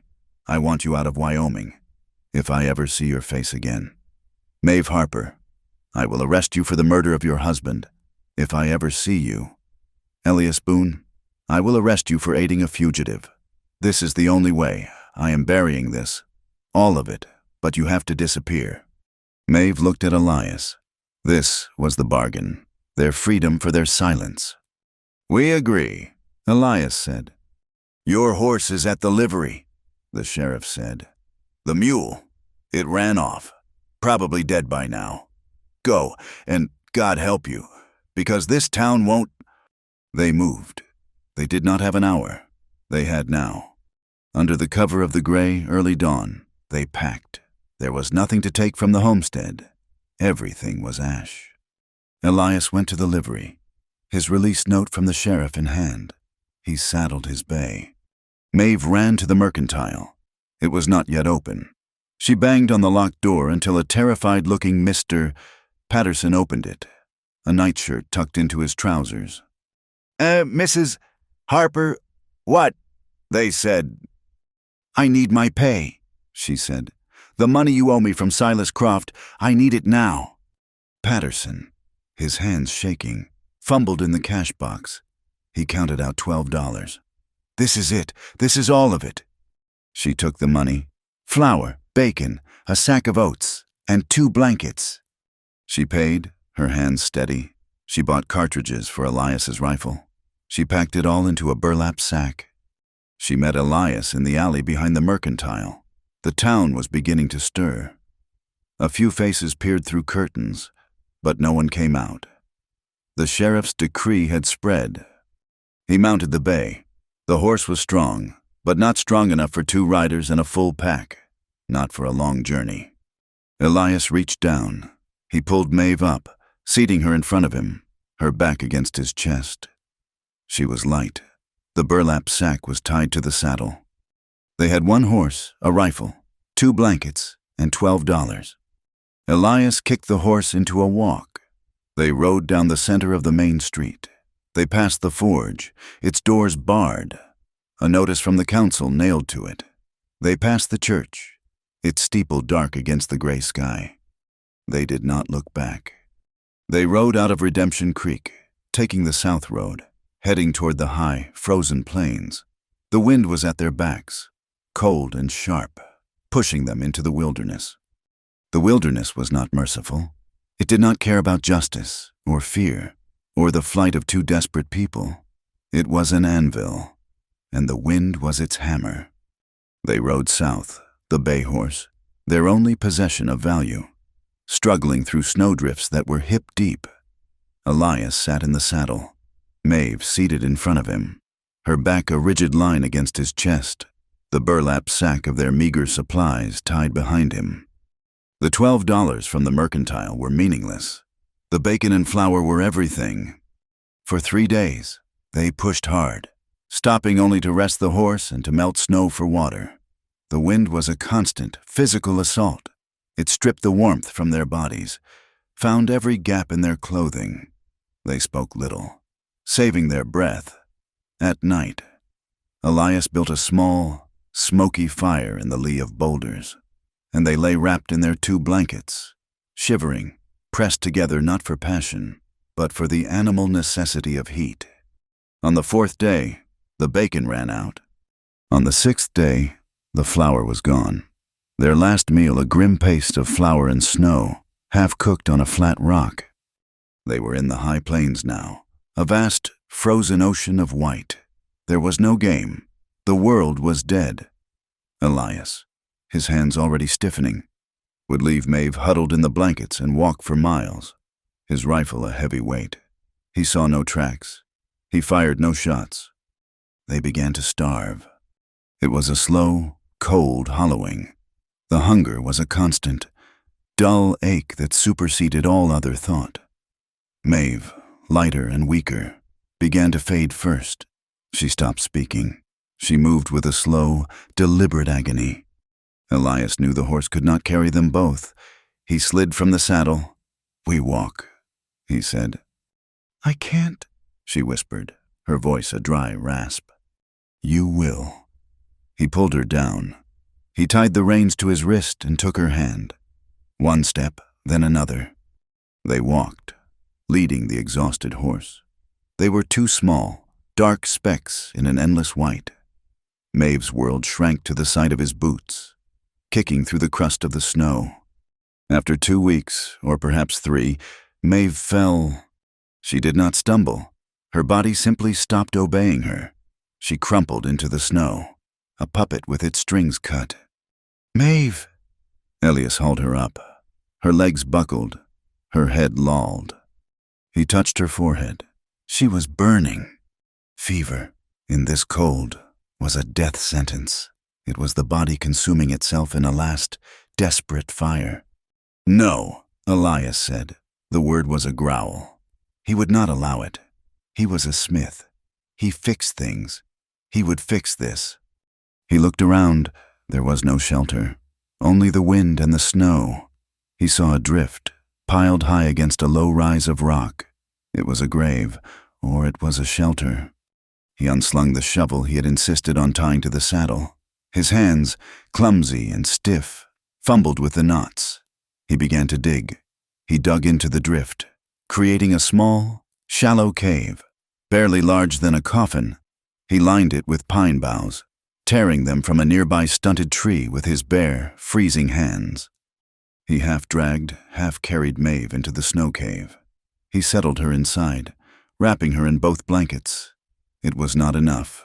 She was shivering violently, her teeth chattering, even as her skin radiated a dry, dangerous heat. He tethered the horse, its head drooping, and went back out with his axe. He attacked the scrub pines, his movements clumsy with cold. He gathered wood. He built a fire at the mouth of the cave, trying to trap the heat. For 2 days, he fought. The fever peaked. Maeve became delirious. She cried out, not for him, but for Thomas, her voice sharp with terror. "No, please, I didn't mean it. Don't look at me." Elias sat in the mouth of the cave, his back to the weak fire, using his own body as a door to block the wind. He held her. He melted snow in their one tin cup, forcing the lukewarm water past her cracked lips. He rubbed her hands and feet, trying to keep the life in them, even as he felt the life leaving his own. His hands were his living. They were his trade. He barely looked at them as he worked, feeding the fire, tending to her. But he knew. The tips of his fingers, left, then right, were no longer his. They were white, wooden, and numb. Frostbite. He had traded his craft for her life. On the 3rd night, the fever broke. Maeve woke. The delirium was gone. There was only the roaring in her ears, the profound, aching weakness of her body, and the smell of smoke. She was warm. She was encased. She was lying in the small snow cave, held tight against Elias's chest. He was asleep, his breathing a shallow rasp. His coat was wrapped around them both. She felt the rumble in his chest before she heard the sound. He was coughing, a deep, dry cough that shook his entire frame. She looked at his face. It was gone, skeletal. His beard was caked with ice. His lips were blue and split, and his hands, which lay on the blanket near her face, were a horror. They were swollen, black, and blistered. She saw what he had done. He had stayed awake. He had fed the fire. He had held her, pouring his own life's heat into her. He had sacrificed his hands, the things that made him who he was, to save her. "Oh, God," she whispered. She had done this. Her poison, her curse, had followed them. She had not saved Elias. She had dragged him into her grave. She began to weep, silent, scalding tears that froze on her cheeks. The shame was a physical weight, heavier than the snow. She was a blight. She was a locust, consuming everything good in her path. "I'm nothing but a curse," she choked out, the words tearing her raw throat. I've ruined you." His eyes opened. They were red-rimmed, heavy. He was too weak to move, too tired to argue. He looked at her, his gaze clear, and he saw the shame that was breaking her. He could not lift his ruined hands. Instead, he leaned his head down, pressing his cracked lips to her forehead. The kiss was dry, cold, but it was the most profound vow he had ever made. "Then I must be cursed too," he whispered. They stayed in that snow cave for another week. Elias found a rabbit in one of his snares. They boiled it, drinking the broth, the weak meat giving them a sliver of strength.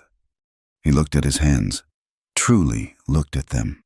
In the gray light, "They'll heal," he said, though he knew it was a lie. The tips of 3 fingers on his left hand were gone. "I am so sorry," Maeve whispered. "Hush," he said. "They are my hands. It was my choice." The world changed. The sound of the wind was joined by a new sound. Dripping. Spring had been coming all along, buried under the ice. Now, it fought its way free. The snow turned to slush. The ground, hard as iron, softened. The air lost its bite. They moved on. Maeve was weak, but she could ride. Elias walked, his hands wrapped in rags, his rifle awkward on his shoulder. They followed the meltwater, heading south, always south. They were gaunt figures, ghosts haunting a landscape that was returning to life. They found small game. Maeve, her strength returning, found the first green shoots of wild onion. They ate, and the gnawing hunger finally receded. They climbed one last brutal ridge, Elias helping Maeve, his hands useless. They stood at the top, leaning on each other, and looked down. It was a valley. It was not a Wyoming valley. Scoured by wind, this was deep, narrow, and protected on all sides by sheer red rock canyon walls. A thick, clear stream cut through the center, its banks lined with cottonwoods and aspen. The valley floor was a lush, impossible green, dotted with wildflowers. It was a sanctuary, hidden, safe. "Elias," Maeve breathed, her hand gripping his arm. They half ran, half stumbled down the slope. The air was warmer here, the soil rich and dark. They followed the stream, and there, nestled in a stand of tall pines, they found it. It was an abandoned cabin. It was old, built of thick, hand-hewn logs. The roof was sagging, the door gone, but the stone fireplace and chimney were solid. Someone, a trapper or a prospector, had been here and gone, leaving his failure behind. It was the most beautiful thing Maeve had ever seen. They did not speak. They walked inside. Sunlight streamed through the gaps in the roof. Elias ran his good hand over the stone of the fireplace. It was sound.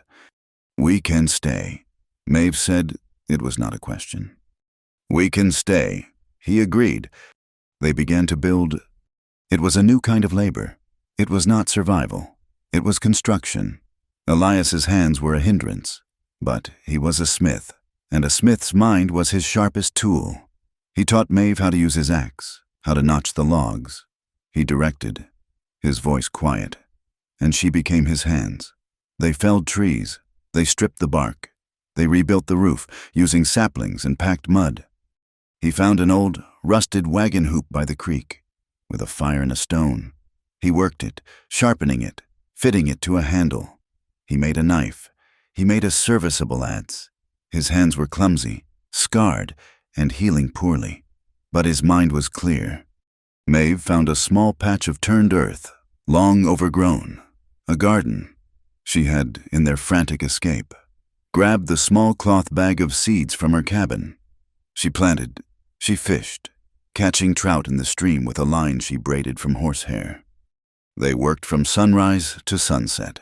They were exhausted, they were scarred, but they were free. There was no town, no preacher, no whispers. The only sounds were the creek, the wind in the pines, and the solid, reassuring chunk of the axe. The first time Maeve smiled. It was a month after their arrival. Elias had just hung the new door, a solid, heavy thing he had built from 3 planks.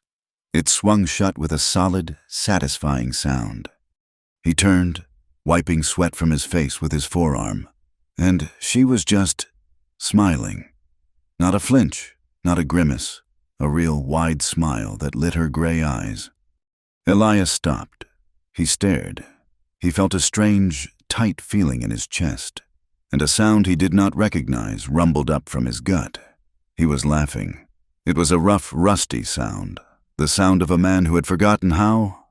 Maeve's smile faltered, confused by the noise, and then she laughed too, a light, clear sound that echoed off the canyon walls.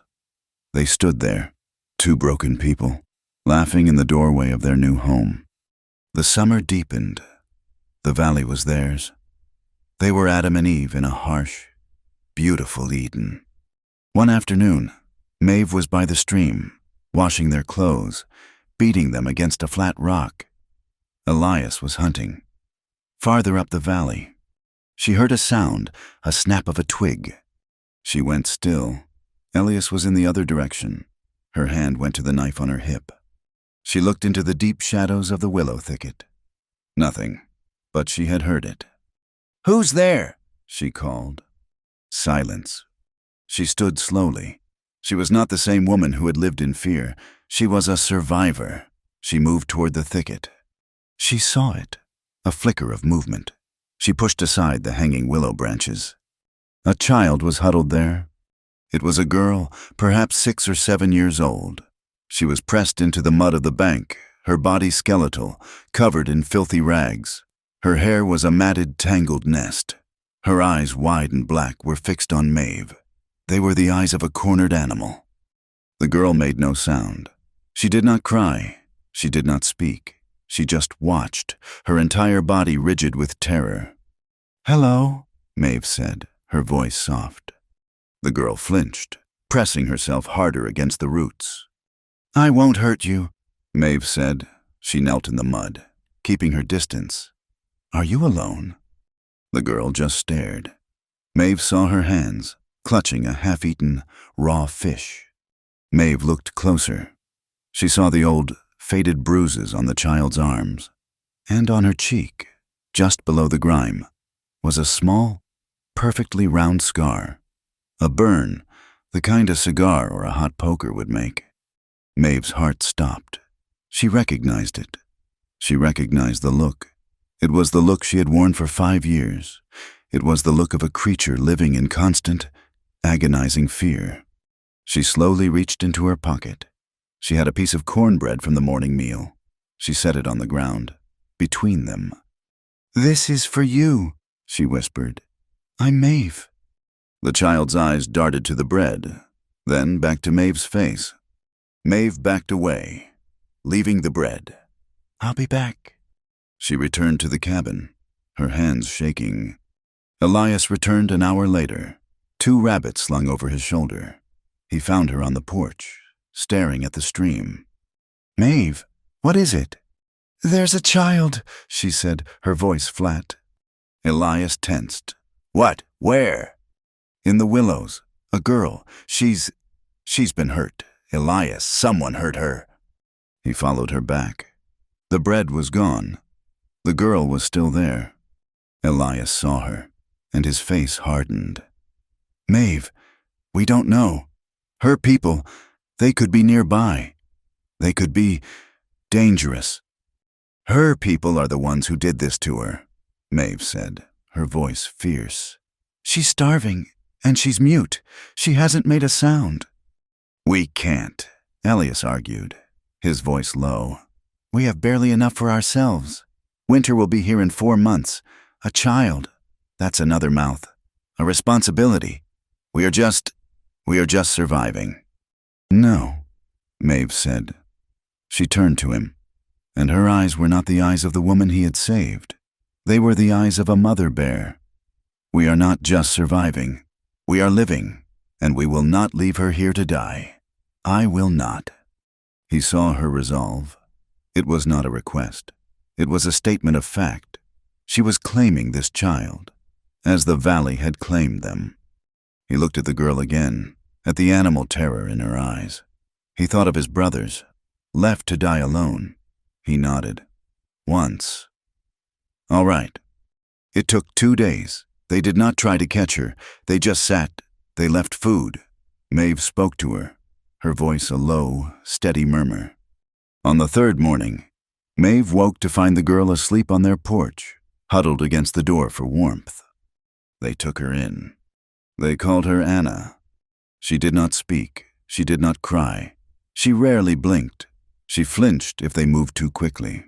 She would not sleep in the cabin, but stayed on a small bed of furs Elias made for her by the hearth. Maeve was endlessly patient. She brushed the girl's matted hair, slowly, gently, humming. She taught her to wash her hands, to eat with a spoon. Elias was hesitant. He was a large, scarred man, and his presence seemed to terrify the child. He kept his distance, speaking in a low voice. One afternoon, he sat on the porch, his ruined hands struggling to carve a piece of soft pine. He was making a small, simple bird. It was clumsy, not his best work. Anna watched him from the doorway. He worked for an hour, the knife slipping. Finally, he finished. He held it out. She stared at the bird, then at him. He set it on the porch, just as Maeve had set the bread. Anna crept forward, a shadow moving in the sunlight. She picked up the wooden bird. She held it. She looked at Elias. Her lips parted. "Bird," she whispered. It was the first sound she had ever made. Elias and Maeve froze. Maeve, who was hanging herbs, had tears streaming down her face. Elias looked at the small, fierce creature, and at Maeve, and at the solid cabin they had built. This was not a curse. It was a family. The peace they found was not quiet. It was loud with the sounds of life. It was the ring of Elias's axe, the steady murmur of the creek, and the new, bright sound of Anna's voice. Summer had settled deep into the valley, a warm, golden haze. Anna, who had been a silent shadow, was now a small, darting bird. She spoke, first in single words, then in short, breathless sentences. She had attached herself to Maeve with a fierce, possessive loyalty, following her to the garden, her small, dirty hands helping to pull weeds, her black eyes wide with concentration. Elias had built a forge. It was a crude, primitive thing, nothing like the grand forge in Redemption Creek. He had built it of river stone and clay, with a bellows he crafted from deerskin. His hands, scarred and stiff, were not the tools they had been. The tips of his left fingers were numb, the skin slick and white. He could no longer feel the fine temper of the steel. But he worked. He found iron in the red rocks. He spent days hammering, his movements clumsy, his face set in a mask of frustrated concentration. He was a master reduced to an apprentice. He was teaching himself to be a smith all over again, this time with a broken set of tools, but he made nails. He made a new, sharp head for his axe. He made a sturdy pot hook for Maeve. Their life was a rhythm of hard, shared labor. They were utterly alone, and for the first time they were completely safe. The sound that broke the peace was a horse. It was not the steady plod of Elias's bay. This was a tired walk, a stranger's pace, coming down the narrow game trail that was the valley's only entrance. Anna heard it first. She went rigid. The girl who had been laughing seconds before was gone. The old, haunted shadow returned. She dropped the carrot she was holding and fled, silent as smoke, into the cabin, hiding in the small root cellar Elias had dug. Maeve stood up from the garden, her heart seizing. Her hand went to the knife on her hip. Elias emerged from the trees, his axe in his hand. He had been splitting firewood. He saw Maeve's face, and he looked toward the trail. A man rode into the clearing. He was not a prospector. He was lean, dressed in dusty black, with 2 pistols holstered, tied down to his thighs. A repeating rifle was in his saddle scabbard. He was a professional. He stopped his horse, a tired-looking sorrel, and looked around the clearing, his eyes taking in the cabin, the forge, the garden. He looked impressed. "That's a right fine setup," he called, his voice a dry rasp. He swung down from the horse, his movements easy. He was not old, but he was worn. "Took me 3 months to find this valley. Smart, very smart." Elias stepped forward, the axe held low. "You're lost, mister." "I ain't lost," the man said. He smiled, a thin, unpleasant expression. "I'm Josiah Grice, and I'm looking for her." His gaze settled on Maeve. It was a look of appraisal, like a man looking at livestock. Maeve's blood went cold. "I don't know who you're looking for," Elias said, his voice flat. "But she's not here. You can water your horse and be on your way." "Oh, I think she is," Grice said. He reached into his coat pocket, pulling out a folded, worn piece of paper. "I'm looking for a woman named Maeve Harper, about 5 feet 4 inches, gray eyes, dark hair, answers the description proper. I'd say..." The name, her old name, struck Maeve like a blow. She had not heard it spoken in what felt like a lifetime. "There's a reward," Grice continued, his voice conversational, as if discussing the weather. $500, posted by her late husband's family back in Ohio. Seems Thomas Harper was from a wealthy family, and they did not take kindly to him being murdered by his wife. They want her back. They want a trial. And they want a hanging. Elias took a step, placing himself directly between the man and Maeve. "She's not going anywhere." Grice sighed, as if disappointed. "Son, I can see what's going on here. You're the Smith who ran off with her. Boone, I heard all about you in Wyoming. You're a folk hero to some, a fool to most. Now, I don't want to kill you. You ain't part of the warrant. Step aside." "I said," Elias growled. "She is not going anywhere." "Elias," Maeve whispered, her voice trembling. "Look," Grice said, his patience thinning. "I've ridden a long way. I'm tired. I'm taking the woman. That's the job. You can't stop me." "You can have what we have," Elias said, his voice tight. "We have pelts, prime beaver. We have a good horse. It's worth maybe $200. Take it, and ride out. Say you never found her." Grice actually laughed. It was a short, barking sound. "200, when the warrant is for 500. That's poor arithmetic. Smithy. And I'm a man who finishes his job. Now, for the last time, step aside." He unholstered his pistol. Elias did not have his rifle. It was inside the cabin. He had the axe. It was a tool, not a weapon. He moved. He did not charge. He threw the axe. He threw it low, not at the man, but at his legs. Grice, startled, fired the pistol. The shot went wide, exploding bark from a pine tree. The axe handle spun, clipping Grice on the knee, making him grunt and stumble. It was all the time Elias needed. He crossed the distance, tackling the man low. They went down in a cloud of dust and pine needles. The pistol flew from Grice's hand. It was a brutal, desperate fight. Grice was strong, a brawler. He jammed his elbow into Elias's face. Elias felt the cartilage in his nose crunch. He grunted, blinded by pain and blood. Grice rolled on top, his hand fumbling for the second pistol. Elias grabbed his wrist, but his left hand, the scarred one, had no grip. Grice tore his hand free. Maeve screamed. She ran for the cabin, for the rifle. Grice was not going for his other pistol. He was pulling a long, thin knife from his boot. He raised it, the blade flashing in the sun, aiming for Elias's ribs. Elias saw the steel coming down.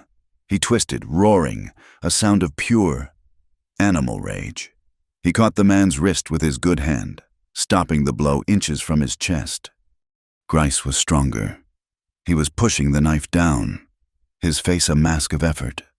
Elias's scarred hand was useless, scrabbling at the man's coat. The knife point touched Elias's shirt. Elias slammed his head up, connecting with the bounty hunter's chin. Grice's head snapped back. His grip loosened for half a second. Elias, using his good hand, shoved the man's wrist sideways, away from his body, and used his other arm, his entire body, to roll them. He rolled them toward the fire pit, where a heavy, sharp-edged piece of granite sat. With a final, desperate surge of strength, Elias slammed the man's knife hand against the rock. A sharp snap echoed in the clearing. Grice screamed, his hand opening, the knife clattering on the stone. Elias did not stop. He was a soldier again. He was the man who had broken Amos Gable's arm. He was the man who had survived the war. Grice scrambled, his good hand grabbing for the fallen pistol. Elias grabbed the heavy rock. He raised it high and brought it down on the bounty hunter's head. There was a dull, wet sound. The man's body went rigid, then slumped. Elias hit him again. To be sure. Silence. The valley was utterly, profoundly silent. There was no wind, no bird, only the sound of Elias on his hands and knees, gasping, blood pouring from his nose. He looked at his hands. They were covered in dirt, and in something else. He heard a sound, a small gasp. He looked up. Anna was standing in the doorway of the cabin. She had not gone to the root cellar. She had watched. She had seen all of it. The throw, the fight, the knife, the rock. Her face was white, her eyes huge and black, fixed on him. "Anna," Maeve breathed. She had the rifle in her hands, but she had been too late. Her heart shattered.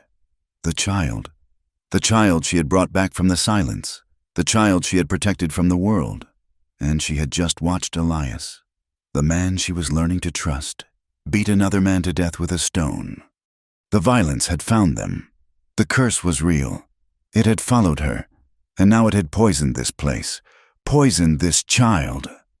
"Oh, baby," Maeve whispered, letting the rifle fall. No, close your eyes. It's all right." She ran to the child, her arms outstretched, expecting her to scream, to run, to go mute again, to be broken forever. Anna did not move. She stared at the body of Josiah Grice, a crumpled, still thing on the ground. She looked at Elias, who was still kneeling, blood dripping onto the dust. Maeve reached for her. Anna lunged. She did not run away. She ran to Maeve. She threw her arms around Maeve's waist, burying her face in her skirt, her small body trembling with a force that shook them both. Maeve froze, holding her, waiting for the screams. A small, fierce whisper came from the folds of her dress. "Don't let go!" Maeve's breath hitched. She looked at Elias, her eyes wide. Anna was not afraid of Elias. She was afraid of the man on the ground. She understood. She had seen violence before, the cruel violence of her past. And she had just seen, for the first time, defensive violence. She knew, in her child's heart, that Elias had not been a monster. He had been a protector. He had been a father. Maeve held her, tears streaming down her face. She looked at Elias, who was staring at his own bloody hands, his face a mask of shock and self-loathing. "Elias," Maeve called, her voice clear. He looked up. "It's all right," she said. "She's all right. We're all right." He nodded. Once, he got to his feet, his body aching. They buried him. Maeve cleaned Elias's face and stitched the knife wound on his arm, her hands steady. They did not speak. Elias took the shovel. They walked to the far, rocky end of the valley, where the trees were thickest. Anna stayed in the cabin, her hands over her ears. They dug a deep grave in the hard, rocky soil. They took nothing from the man except his weapons, his map, and the $40 in his money belt. They rolled his body in his bedroll and buried him. Elias said a few words, not for the man, but for himself. God have mercy on his soul, and on mine. They walked back. Elias took the man's horse, the sorrel, and turned it loose, slapping its rump. It would find its way out, or it would join the wild herds. The sign of the man needed to be gone. That night, they sat by the fire. Anna was asleep on her cot, the wooden bird clutched in her hand. "He said his family," Maeve whispered. "They'll send another." "They might," Elias said. His voice was rough. His nose was broken, swollen across his face. "They'll find his horse, maybe. But he's the only one who found this valley. His map, it's not marked. He found us by luck and by skill. We're trapped here, she said. We're hidden, he corrected. We vowed to protect this place. We did. He looked at his own scarred hands, now stained. This is our land. We will not let them take it. Time passed. The valley kept their secret. The murder of Josiah Grice settled into the soil, becoming a part of their history, a dark root from which their family grew. Winter came, blanketing the valley in a deep, insulating silence. They were safe. With the extra horse, Elias had been able to hunt farther, bringing back 2 elk. They had meat, they had warmth, they had each other. Anna healed. The shadow of the fight faded. She began to laugh again, the bright sound echoing in the snow. One morning, Maeve was kneading bread, her hands white with flour. Anna was at the table, drawing pictures on a piece of slate with a lump of charcoal. "Mama?" Anna asked, her voice quiet. Maeve stilled, her hands freezing in the dough. She had not misheard. It was not a question. It was a name. She turned, her heart aching. "What did you say, little bird?" "Mama," Anna repeated, holding up the slate. "It's you, and Papa, and me. It's our cabin." Maeve knelt, her eyes blurring, and pulled the girl into a hug, dusting her hair with flour. She held her, the small, warm body, the proof that she was not a curse. Elias began to teach Anna the forge. His hands, stiff as they were still knowing. He taught her the color of the metal, how to tell when it was ready. He taught her the rhythm of the hammer. Her small hands wrapped around his on the hammer's haft. They struck the iron together. He was not just making tools, he was passing on his soul. He was no longer a soldier, he was a father. Another summer came. The valley was lush, the garden overflowing. Anna was asleep in the cabin. Elias and Maeve stood by the creek. It was a clear, breathless night. The sky so dark the stars looked like chips of bright ice. He had been quiet all day, working at the forge, the rhythmic tapping unlike his usual heavy work. "I made you a thing," he said, his voice low. He sounded nervous. He reached into his pocket. He held out his scarred, broad hand. In his palm lay a small, dark circle. It was a ring. It was not gold. It was not silver. It was iron. It was hammered, not perfectly round, but smooth, polished with sand until it held a soft, dark gleam. Maeve stared at it, her throat closing. "I ain't good with vows. Maeve," he said, his voice rough. "I don't know the pretty words the preachers use. I know this. I'll never leave you." He picked up the ring, his clumsy fingers fumbling with it. Maeve held out her left hand. Her hand, which had once been chapped and raw, was now strong and capable. "And I'll never run," she whispered. He slid the iron ring onto her finger. It was heavy. It was solid. It was warm from his pocket. It was a promise forged in fire. Years passed. The cabin grew. Elias added a room, built with timber he had milled himself. The forge was larger, more permanent. One cold winter evening, the wind howled on the ridge. But in the valley, there was only peace. The fire roared in the hearth. Elias sat in a heavy chair he had built, his face lit by the flames, mending a leather harness. Maeve sat opposite him, spinning wool from a rabbit-skin blanket. Anna, no longer a child, sat on the floor, her back against Elias's knees, reading from a worn book. She was reading aloud, her voice clear and strong. They were wrapped in warm furs. The room was lit by the glow of hard-won love.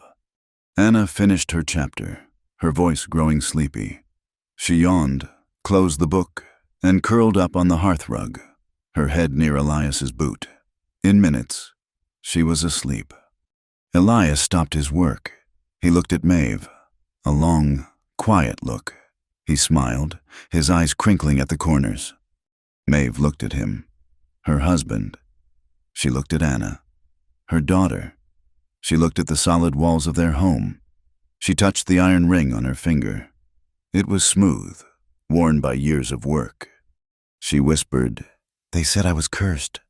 She looked at the life she had forged, solid as the iron, warm as the fire. But they were wrong. Thank you so much for listening to our story. We hope you enjoyed this journey from Wild West. We would love to know where in the world you are listening from, so please drop a comment. Please subscribe to our channel for more stories like this, and be sure to share your thoughts in English. We read everyone.